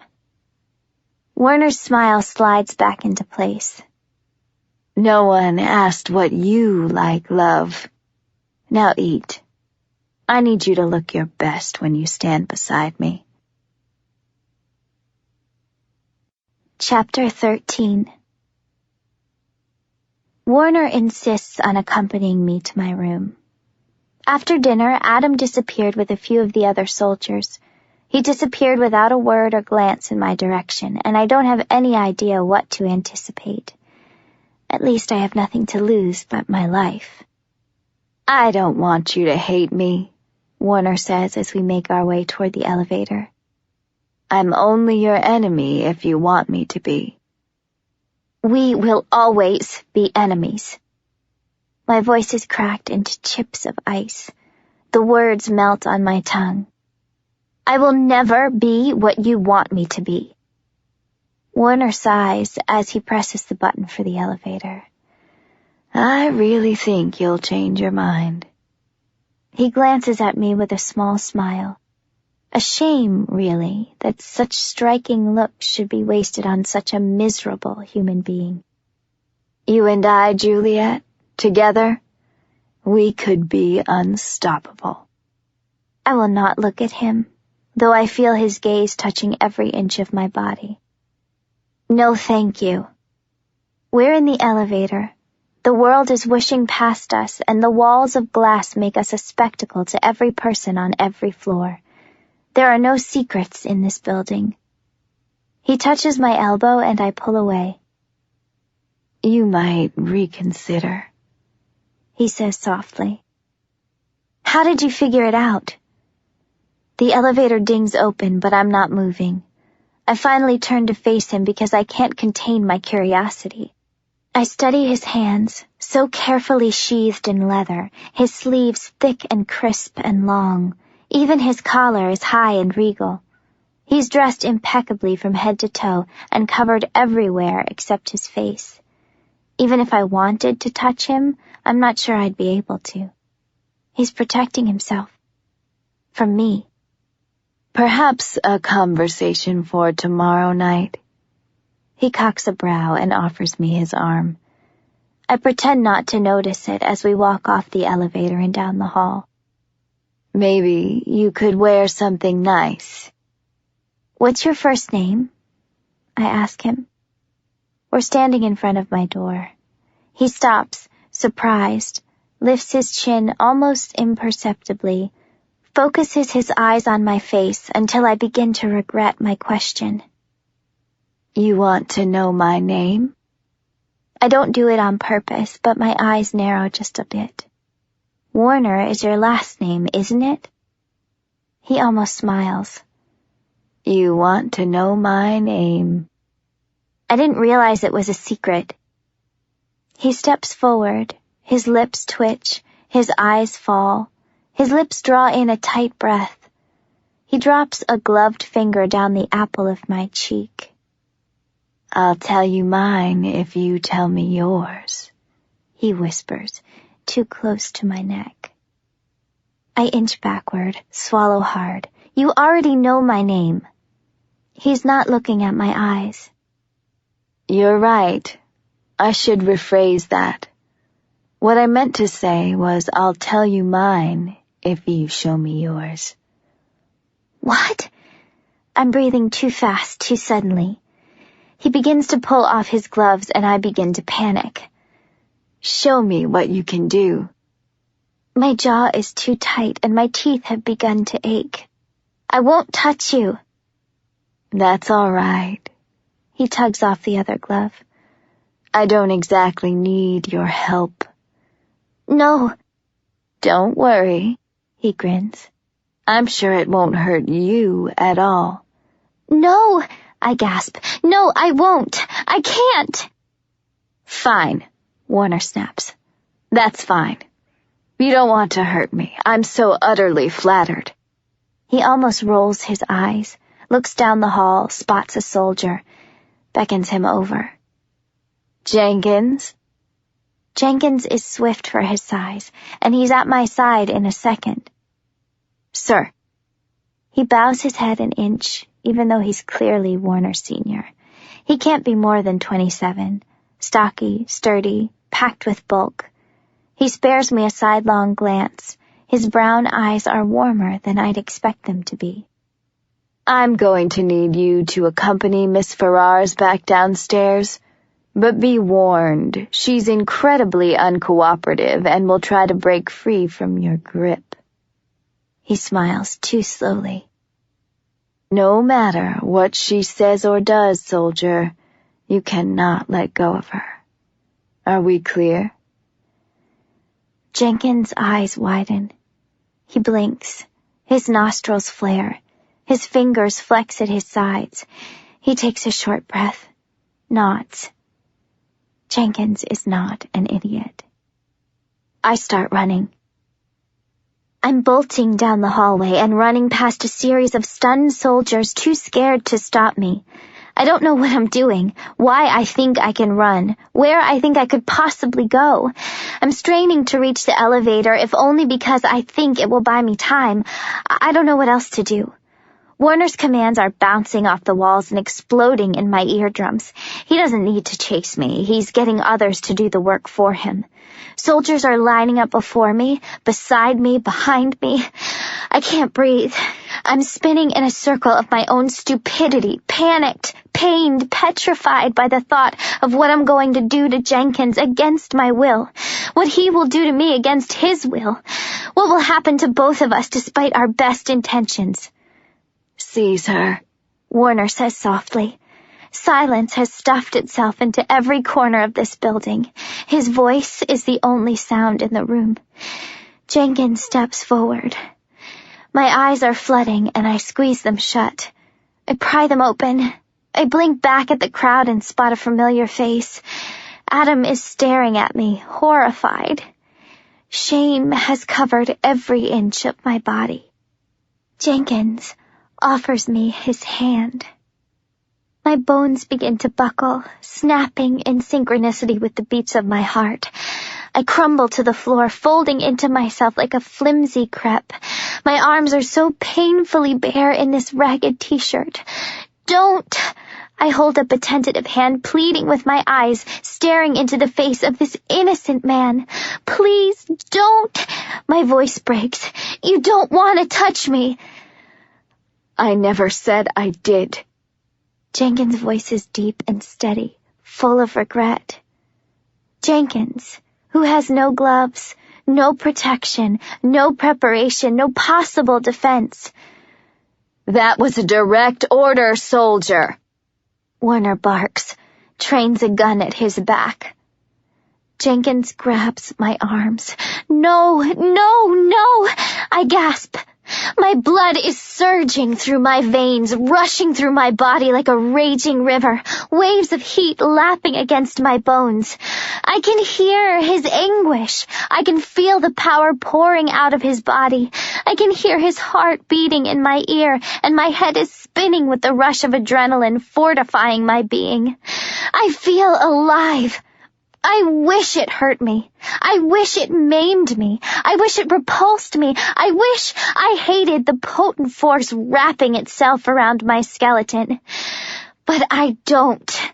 My skin is pulsing with someone else's life, and I don't hate it. I hate myself for enjoying it. I enjoy the way it feels to be brimming with more life and hope and human power than I knew I was capable of. His pain gives me a pleasure I never asked for, and he's not letting go. But he's not letting go because he can't. Because I have to be the one to break the connection. Because the agony incapacitates him. Because he's caught in my snares. Because I am a Venus flytrap, and I am lethal. I fall on my back and kick at his chest, willing him away from me, willing his weight off my small frame, his limp body collapsed against my own. I'm suddenly screaming and struggling to see past the sheet of tears obscuring my vision. I'm hiccuping, hysterical, horrified by the frozen look on this man's face, his paralyzed lips wheezing gasps through his lungs. I break free and stumble backward. The sea of soldiers parts behind me. Every face is etched in astonishment and pure, unadulterated fear. Jenkins is lying on the floor, and no one dares approach him. "Somebody help him!" I scream. "Somebody help him! He needs a doctor! He needs to be taken! He needs Oh, God, what have I done?" "Juliette, don't touch me! Don't you dare touch me!" Warner's gloves are back in place, and he's trying to hold me together. He's trying to smooth back my hair. He's trying to wipe away my tears, and I want to murder him. "Juliette, you need to calm down." "Help him!" I cry, falling to my knees, my eyes glued to the figure lying on the floor. The other soldiers are finally creeping closer, cautious as though he might be contagious. "Please, you have to help him! Please!" "Kent, Curtis, Soledad, take care of this!" Warner shouts to his men before scooping me up into his arms. I'm still kicking when the world goes black. Chapter 14. The ceiling is fading in and out of focus. My head is heavy. My vision is blurry. My heart is strained. There is a distinct flavor of panic lodged somewhere underneath my tongue, and I'm fighting to remember where it came from. I try to sit up and can't understand why I was lying down. Someone's hands are on my shoulders.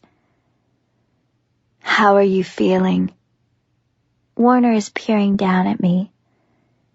Suddenly my memories are burning in my eyes, and Jenkins' face is swimming in my consciousness, and I'm swinging my fists and screaming for Warner to get away from me, and struggling to wriggle out of his grip, but he just smiles, laughs a little, gentles my hand down beside my torso. "Well, at least you're awake," he sighs. "You had me worried for a moment." I try to control my trembling limbs. "Get your hands away from me." He waves sheathed fingers in front of my face. "I'm all covered up. Don't worry."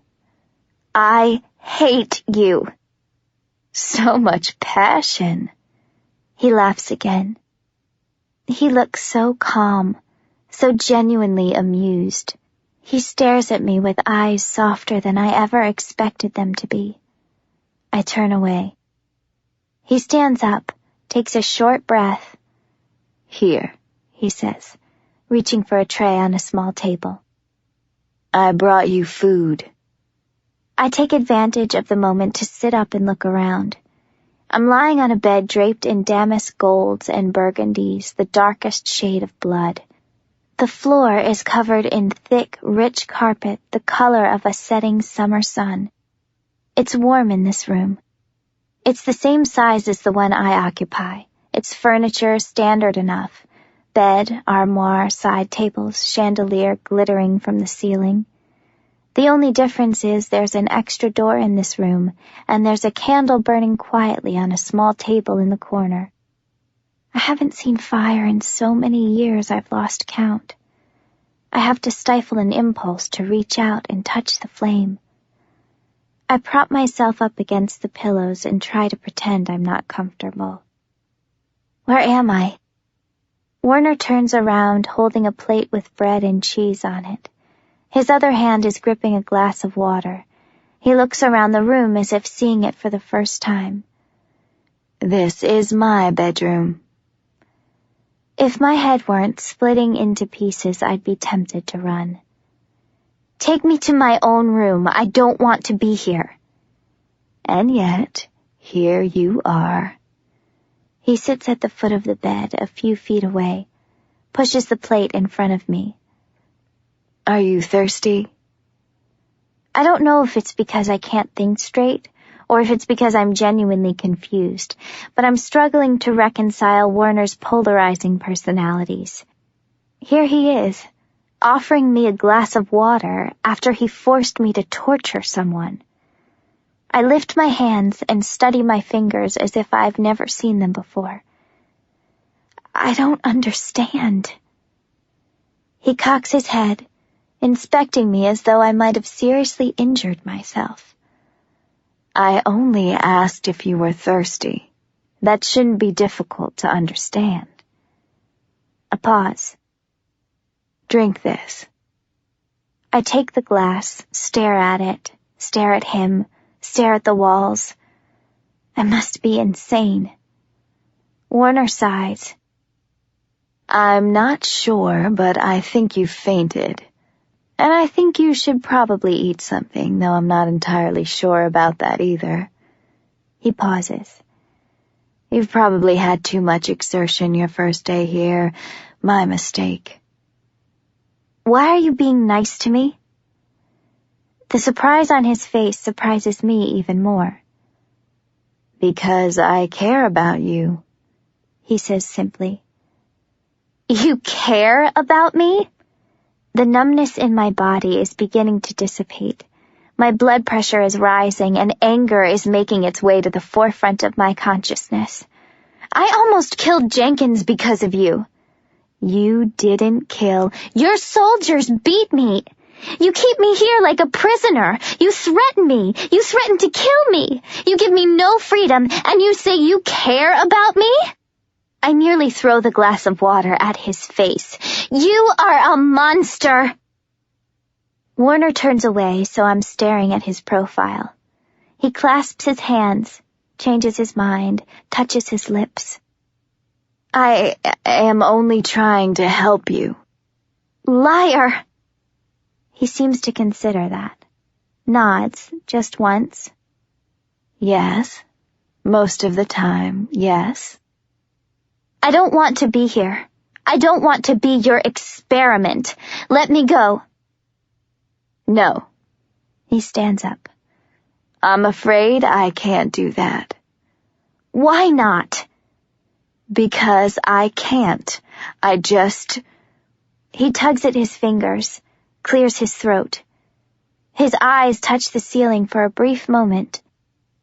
Because I need you. You need me to kill people. He doesn't answer right away. He walks to the candle, pulls off a glove, tickles the flame with his bare fingers. You know I am very capable of killing people on my own, Juliette. I'm actually very good at it. That's disgusting. He shrugs. How else do you think someone my age is able to control so many soldiers? Why else would my father allow me to take charge of an entire sector? Your father? I sit up, suddenly curious in spite of myself. He ignores my question. The mechanics of fear are simple enough. People are intimidated by me, so they listen when I speak. He waves a hand. Empty threats are worth very little these days. I squeeze my eyes shut. So you kill people for power. As do you. How dare you? He laughs loud. You're free to lie to yourself if it makes you feel better. I am not lying. Why did it take you so long to break your connection with Jenkins? My mouth freezes in place. Why didn't you fight back right away? Why did you allow him to touch you for as long as he did? My hands have begun to shake and I grip them hard. You don't know anything about me. And yet you claim to know me so well. I clench my jaw, not trusting myself to speak. At least I'm honest, he adds. You just agreed you're a liar. He raises his eyebrows. At least I'm honest about being a liar. I slam the glass of water on the side table, drop my head in my hands, try to stay calm, take a steadying breath. Well, I rasp. Why do you need me then, if you're such an excellent murderer? A smile flickers and fades across his face. One day I'll introduce you to the answer to that question. I try to protest, but he stops me with one hand, picks up a piece of bread from the plate, holds it under my nose. You hardly ate anything at dinner. That can't possibly be healthy. I don't move. He drops the bread on the plate and drops the plate beside the water, turns to me, studies my eyes with such intensity I'm momentarily disarmed. There are so many things I want to say and scream, but somehow I've forgotten all about the words waiting patiently in my mouth. I can't make myself look away. Eat something. His eyes abandon me. Then go to sleep. I'll be back for you in the morning. Why can't I sleep in my own room? He gets to his feet, dusts off his pants for no real reason. Because I want you to stay here. But why? He barks out a laugh. So many questions. Well, if you'd give me a straight answer. Good night, Juliette. Are you going to let me go? I ask, this time quietly, this time timidly. No. He takes 6 steps into the corner with the candle. And I won't promise to make things easier for you either. There is no regret, no remorse, no sympathy in his voice. He could be talking about the weather. You could be lying. Yes, I could be. He nods as if to himself, blows out the candle, and disappears. I try to fight it. I try to stay awake. I try to find my head, but I can't. I collapse from sheer exhaustion. Chapter 15. Why don't you just kill yourself? Someone at school asked me once. I think it was the kind of question intended to be cruel, but it was the first time I'd ever contemplated the possibility. I didn't know what to say. Maybe I was crazy to consider it, but I'd always hoped that if I were a good enough girl, if I did everything right, if I said the right things or said nothing at all, I thought my parents would change their minds. I thought they would finally listen when I tried to talk. I thought they would give me a chance. I thought they might finally love me. I always had that stupid hope. Good morning. My eyes snap open with a start. I've never been a heavy sleeper. Warner is staring at me, sitting at the foot of his own bed in a fresh suit and perfectly polished boots. Everything about him is meticulous, pristine. His breath is cool and fresh in the crisp morning air. I can feel it on my face. It takes me a moment to realize I'm tangled in the same sheets Warner himself has slept in. My face is suddenly on fire, and I'm fumbling to free myself. I nearly fall off the bed. I don't acknowledge him. "Did you sleep well?" he asks. I look up. His eyes are such a strange shade of green, bright, crystal clear, piercing in the most alarming way. His hair is thick, the richest slice of gold. His frame is lean and unassuming, but his grip is effortlessly strong. I notice for the first time that he wears a jade ring on his left pinky finger. He catches me staring and stands up, slips his gloves on and clasps his hands behind his back. "It's time for you to go back to your room." I blink, nod, stand up and nearly fall down. I catch myself on the side of the bed and try to steady my dizzying head. I hear Warner sigh. "You didn't eat the food I left for you last night." I grab the water with trembling hands and force myself to eat some of the bread. My body has gotten so used to hunger, I don't know how to recognize it anymore. Warner leads me out the door once I find my footing. I'm still clutching a piece of cheese in my hand. I nearly drop it when I step outside. There are even more soldiers here than there are on my floor.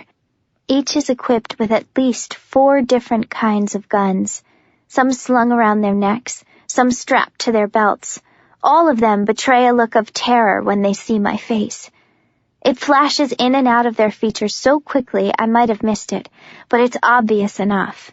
Everyone grips their weapons a little tighter as I walk by. Warner seems pleased. "Their fear will work in your favor," he whispers in my ear. My humanity is lying in a million pieces on this carpeted floor. I never wanted them to be afraid of me. "You should." He stops. His eyes are calling me an idiot. "If they don't fear you, they will hunt you." People hunt things they fear all the time. At least now they know what they're up against. He resumes walking down the hall, but my feet are stitched into the ground. Realization is ice-cold water, and it's dripping down my back. You made me do that? What I did to Jenkins? On purpose? Warner is already 3 steps ahead, but I can see the smile on his face. Everything I do is done on purpose. You wanted to make a spectacle of me. My heart is racing in my wrist, pulsing in my fingers. I was trying to protect you. From your own soldiers. I'm running to catch up to him now, burning with indignation. At the expense of a man's life. Get inside. Warner has reached the elevator. He's holding the doors open for me. I follow him in. He presses the right buttons. The doors close. I turn to speak. He corners me. I'm backed into the far edge of this glass receptacle, and I'm suddenly nervous. His hands are holding my arms, and his lips are dangerously close to my face. His gaze is locked into mine, his eyes flashing, dangerous. He says one word. Yes. It takes me a moment to find my voice. Yes, what? Yes, from my own soldiers. Yes, at the expense of one man's life. He tenses his jaw, speaks through his teeth. There is very little you understand about my world, Juliette. I'm trying to understand. No, you're not. He snaps. His eyelashes are like individual threads of spun gold lit on fire. I almost want to touch them. You don't understand that power and control can slip from your grasp at any moment, and even when you think you're most prepared. These 2 things are not easy to earn. They are even harder to retain. I try to speak, and he cuts me off. You think I don't know how many of my own soldiers hate me? You think I don't know that they'd like to see me fall? You think there aren't others who would love to have the position I worked so hard to have? Don't flatter yourself. He closes the last few inches between us, and my words fall to the floor. I can't breathe.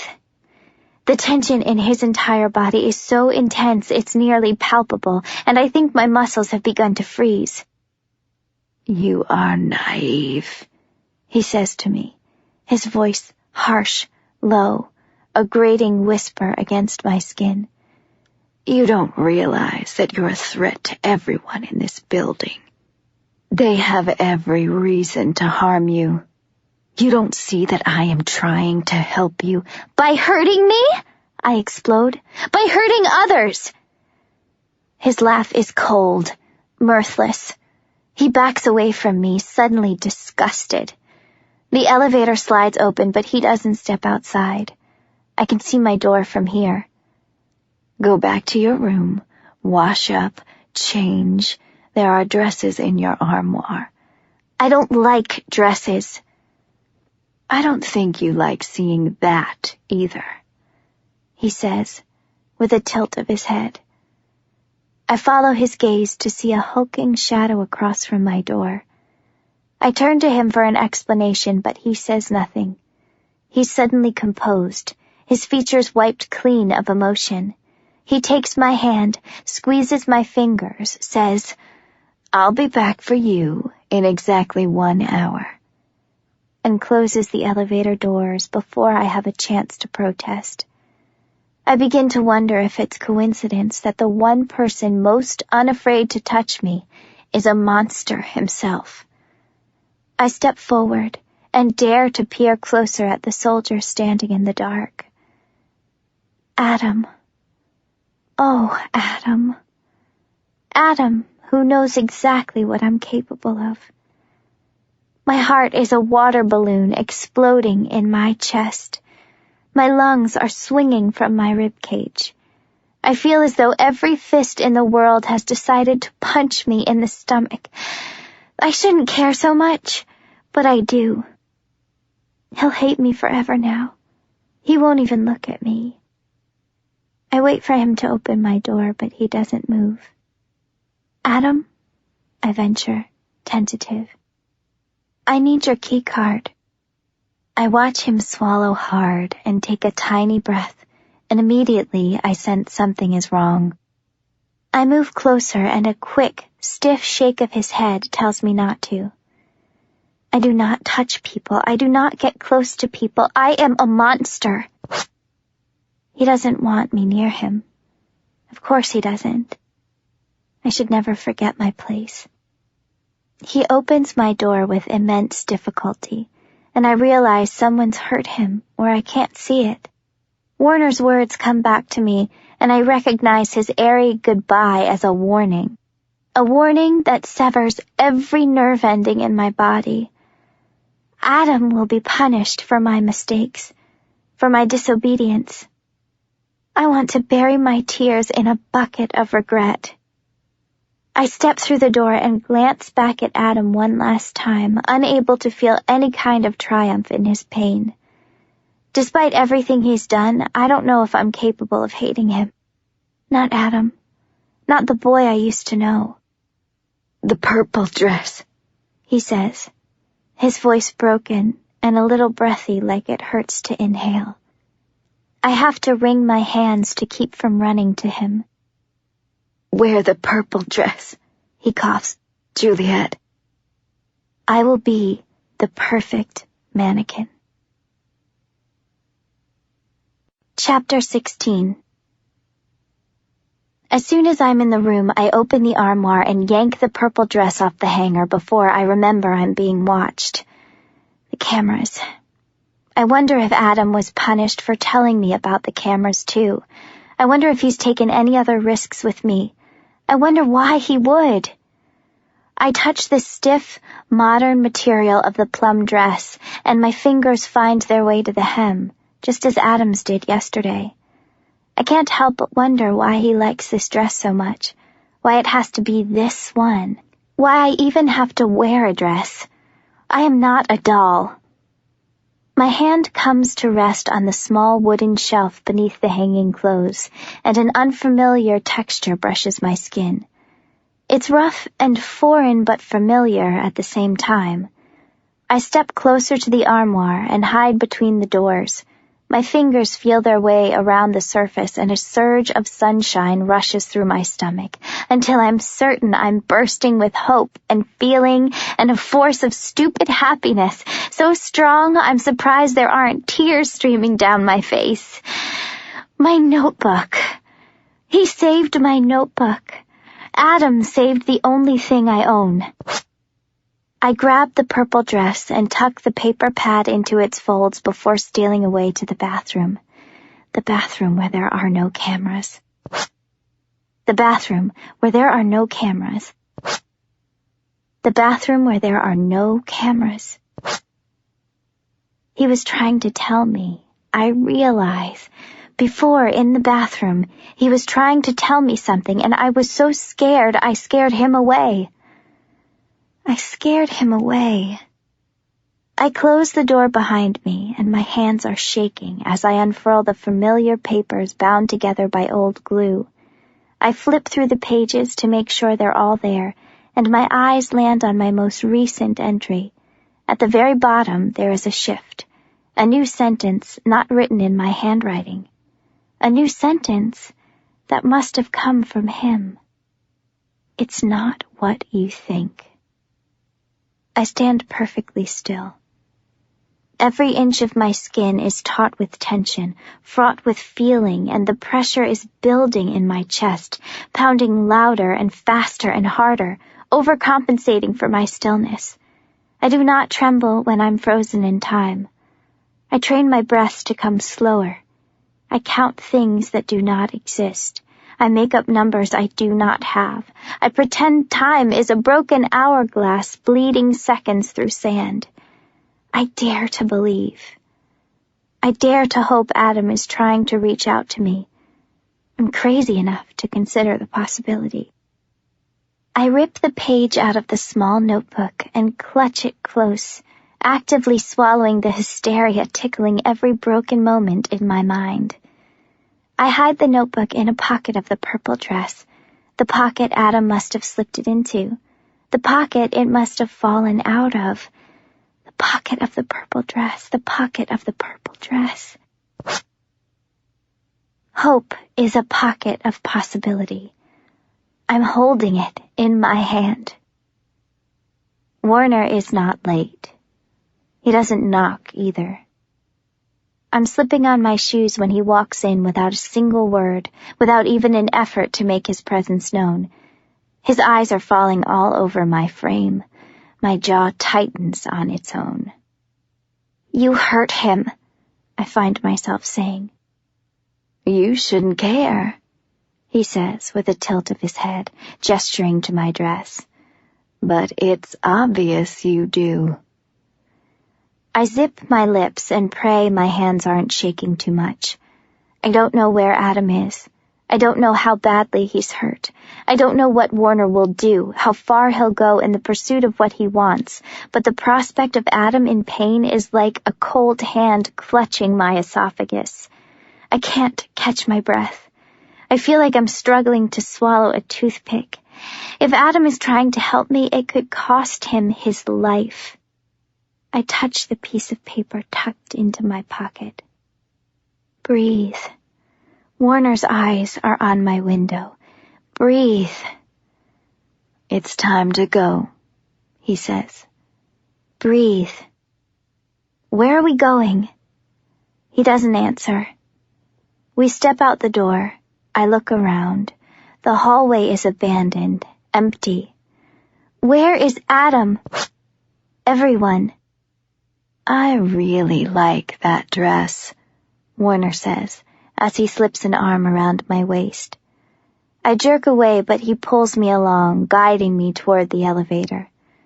The fit is spectacular. It helps distract me from all your questions. Your poor mother. Warner almost trips over his own feet. His eyes are wide, alarmed. He stops a few feet short of our goal, spins around. What do you mean? My stomach falls over. The look on his face, the unguarded strain, the flinching terror, the sudden apprehension in his features. I was trying to make a joke. is what I don't say to him. I feel sorry for your poor mother, is what I was going to say to him, that she has to deal with such a miserable, pathetic son, but I don't say any of it. He grabs my hands, focuses my eyes. Urgency is pulsing at his temples. "What do you mean?" he insists. Nothing, I stammer. My voice breaks in half. It was just a joke. Warner drops my hands like they've burned him. He looks away, charges toward the elevator, and doesn't wait for me to catch up. I wonder what he's not telling me. Only once we've gone down several floors and are making our way down an unfamiliar hall toward an unfamiliar exit does he finally look at me. He offers me 4 words. "Welcome to your future." Chapter 17. I'm swimming in sunlight. Warner is holding open a door that leads directly outside, and I'm so unprepared for the experience, I can hardly see straight. He grips my elbow to steady my path, and I glance back at him. "We're going outside." I say it because I have to say it out loud. Because the outside world is a treat I'm so seldom offered. Because I don't know if Warner is trying to be nice again. I look from him to what looks like a concrete courtyard and back to him again. "What are we doing outside?" "We have some business to take care of." He tugs me toward the center of this new universe, and I'm breaking away from him, reaching out to touch the sky like I'm hoping it will remember me. The clouds are gray like they've always been, but they're sparse and unassuming. The sun is high, high, high, lounging against a backdrop, propping up its rays and redirecting its warmth in our general direction. I stand on tiptoe and try to touch it. The wind folds itself into my arms and smiles against my skin. Cool, silky, smooth air braids a soft breeze through my hair. This square courtyard could be my ballroom. I want to dance with the elements. Warner grabs my hand. I turn around. He's smiling. "This," he says, gesturing to the cold gray world under our feet. "This makes you happy?" I look around. I realize the courtyard is not quite a roof, but somewhere between 2 buildings. I edge toward the ledge and can see dead land and naked trees and scattered compounds stretching on for miles. Cold air smells so clean, I tell him. Fresh, brand new. It's the most wonderful smell in the world. His eyes look amused, troubled, interested, and confused all at once. He shakes his head, pats down his jacket, and reaches for an inside pocket. He pulls out a gun with a gold hilt that glints in the sunlight. I pull in a sharp breath. He inspects the gun in a way I wouldn't understand, presumably to check whether or not it's ready to fire. He slips it into his hand, his finger poised directly over the trigger. He turns and finally reads the expression on my face. He almost laughs. "Don't worry, it's not for you." "Why do you have a gun?" I swallow hard, gripping my arms tight across my chest. "What are we doing up here?" Warner slips the gun back into his pocket and walks to the opposite end of the ledge. He motions for me to follow him. I creep closer, follow his eyes, peer over the barrier. Every soldier in the building is standing not 15 feet below. I distinguish almost 50 lines, each perfectly straight, perfectly spaced. So many soldiers standing single file, I lose count. I wonder if Adam is in the crowd. I wonder if he can see me. I wonder what he thinks of me now.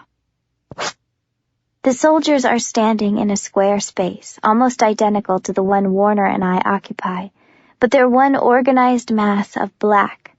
Black pants, black shirts, shin-high black boots, not a single gun in sight. Each is standing with his left fist pressed to his heart, frozen in place. Black and gray, and black and gray, and black and gray, and bleak. Suddenly, I'm acutely aware of my impractical outfit. Suddenly the wind is too callous, too cold, too painful as it slices its way through the crowd. I shiver, and it has nothing to do with the temperature. I look for Warner, but he has already taken his place at the edge of the courtyard. It's obvious he's done this many times before. He pulls a small square of perforated metal out of his pocket and presses it to his lips.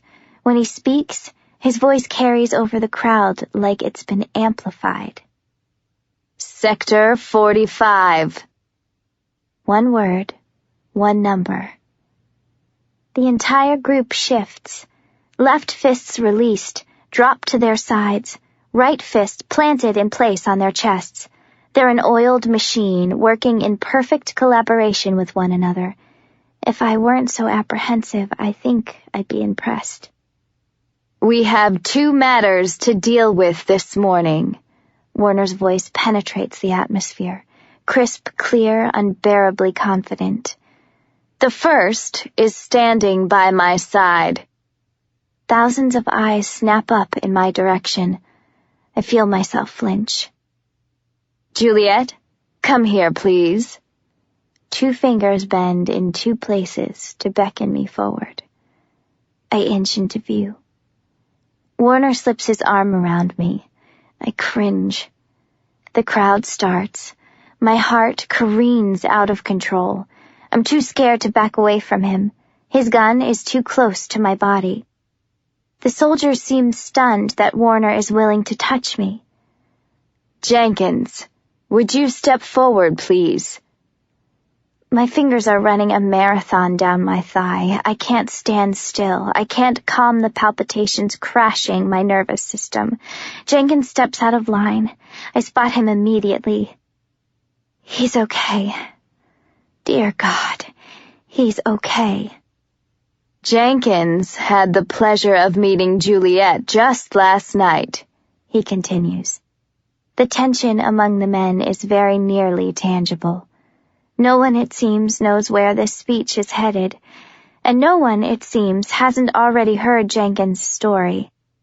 My story. I hope you'll all greet her with the same sort of kindness, Warner adds, his lips laughing without a sound. She will be with us for some time and will be a very valuable asset to our efforts. The Reestablishment welcomes her. I welcome her. You should welcome her. The soldiers drop their fists all at once, all at exactly the same time. They shift as one. 5 steps backward, 5 steps forward, 5 steps standing in place. They raise their left arms high and curl their fingers into a fist, and fall on one knee.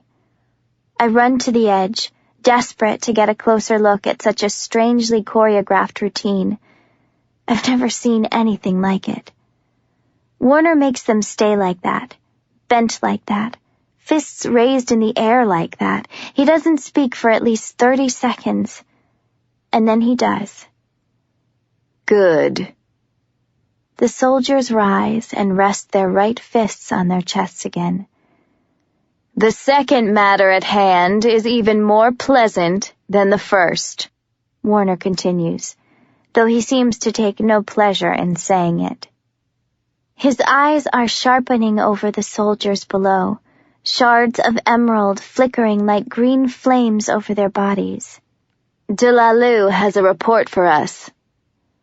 He spends an eternity simply staring at the soldiers, letting his few words marinate in their minds, letting their own imaginations drive them insane, letting the guilty among them tremble in anguish. Warner says nothing for so long. No one moves for so long. I begin to fear for my life, despite his earlier reassurances. I begin to wonder if perhaps I am the guilty one, if perhaps the gun in his pocket is destined for me.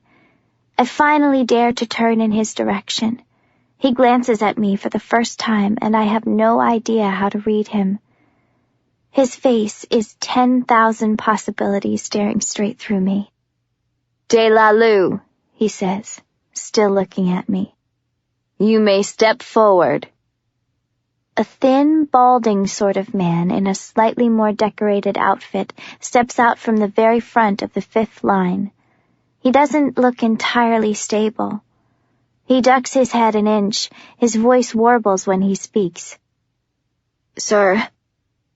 Warner finally unshackles my eyes and nods almost imperceptibly in the balding man's direction. De la Lue recites, "We have a charge against Private 45B 76423, Fletcher, Seamus." The soldiers are all frozen in line, frozen in relief, frozen in fear, frozen in anxiety. Nothing moves, nothing breathes. Even the wind is afraid to make a sound. "Fletcher?" One word from Warner, and several hundred necks snap in the same direction. Fletcher steps out of line. He looks like a gingerbread man. Ginger hair, ginger freckles. Lips almost artificially red. His face is blank of every possible emotion. I've never been more afraid for a stranger in my life. De la Lue speaks again. "Private Fletcher was found on unregulated grounds, fraternizing with civilians believed to be rebel party members. He has stolen food and supplies from storage units dedicated to Sector 45 citizens. It is not known whether he betrayed sensitive information." Warner levels his gaze at the gingerbread man. "Do you deny these accusations, soldier?" Fletcher's nostrils flare. His jaw tenses. His voice cracks when he speaks. "No, sir." Warner nods, takes a short breath, licks his lips, and shoots him in the forehead. Chapter 18. No one moves. Fletcher's face is etched in permanent horror as he crumbles to the ground. I'm so struck by the impossibility of it all that I can't decide whether or not I'm dreaming. I can't determine whether or not I'm dying. I can't figure out whether or not fainting is a good idea. Fletcher's limbs are bent at odd angles on the cold concrete floor. Blood is pooling around him, and still no one moves. No one says a single word. No one betrays a single look of fear. I keep touching my lips to see if my screams have escaped. Warner tucks his gun back into his jacket pocket. "Sector 45, you are dismissed." Every soldier falls on one knee. Warner slips the metal amplification device back into his suit and has to yank me free from the spot where I'm glued to the ground. I'm tripping over myself, my limbs weak and aching through the bone. I feel nauseous, delirious, incapable of holding myself upright. I keep trying to speak, but the words are sticking to my tongue. I'm suddenly sweating and suddenly freezing and suddenly so sick I see spots clouding my vision. Warner is trying to get me through the door. "You really must eat more," he says to me. I am gaping with my eyes, gaping with my mouth, gaping wide open because I feel holes everywhere, punched into the terrain of my body. My heart must be bleeding out of my chest. I look down and can't understand why there's no blood on my dress, why this pain in my heart feels so real. You killed him, I managed to whisper. You just killed him. "You're very astute." Why did you kill him? Why would you kill him? How could you do something like that? "Keep your eyes open, Juliette. Now's not the time to fall asleep." I grab his shirt. I stop him before he gets inside. A gust of wind slaps me across the face, and I'm suddenly in control of my senses. I push him hard, slamming his back up against the door. You disgust me. I stare hard into his crystal cold eyes. You disgust me. He twists me around, pinning me against the door where I just held him. He cups my face in his gloved hands, holding my eyes in place. The same hands he just used to kill a man. I'm trapped, transfixed, slightly terrified. His thumb brushes my cheek. Life is a bleak place, he whispers. Sometimes you have to learn how to shoot first. Warner follows me into my room. You should probably sleep, he says to me. It's the first time he's spoken since we left the rooftop. I'll have food sent up to your room, but other than that, I'll make sure you're not disturbed. Where's Adam? Is he safe? Is he healthy? Are you going to hurt him?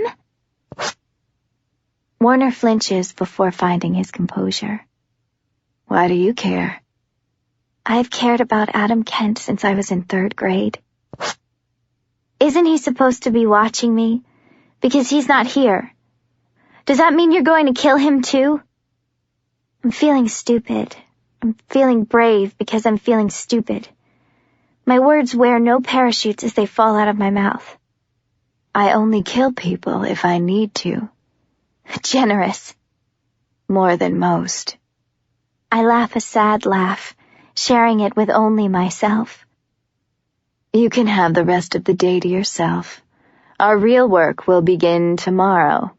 Adam will bring you to me. He holds my eyes, suppresses a smile. In the meantime, try not to kill anyone. You and I tell him, anger coursing through my veins. You and I are not the same. You don't really believe that. You think you can compare my disease with your insanity? Disease. He rushes forward, abruptly impassioned, and I struggle to hold my ground.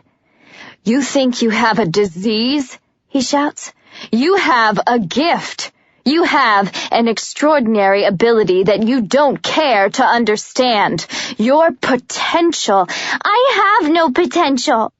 You're wrong. He's glaring at me. There's no other way to describe it. I could almost say he hates me in this moment. Hates me for hating myself. Well, you're the murderer, I tell him. So you must be right. His smile is laced with dynamite. Go to sleep. Go to hell. He works his jaw, walks to the door. I'm working on it.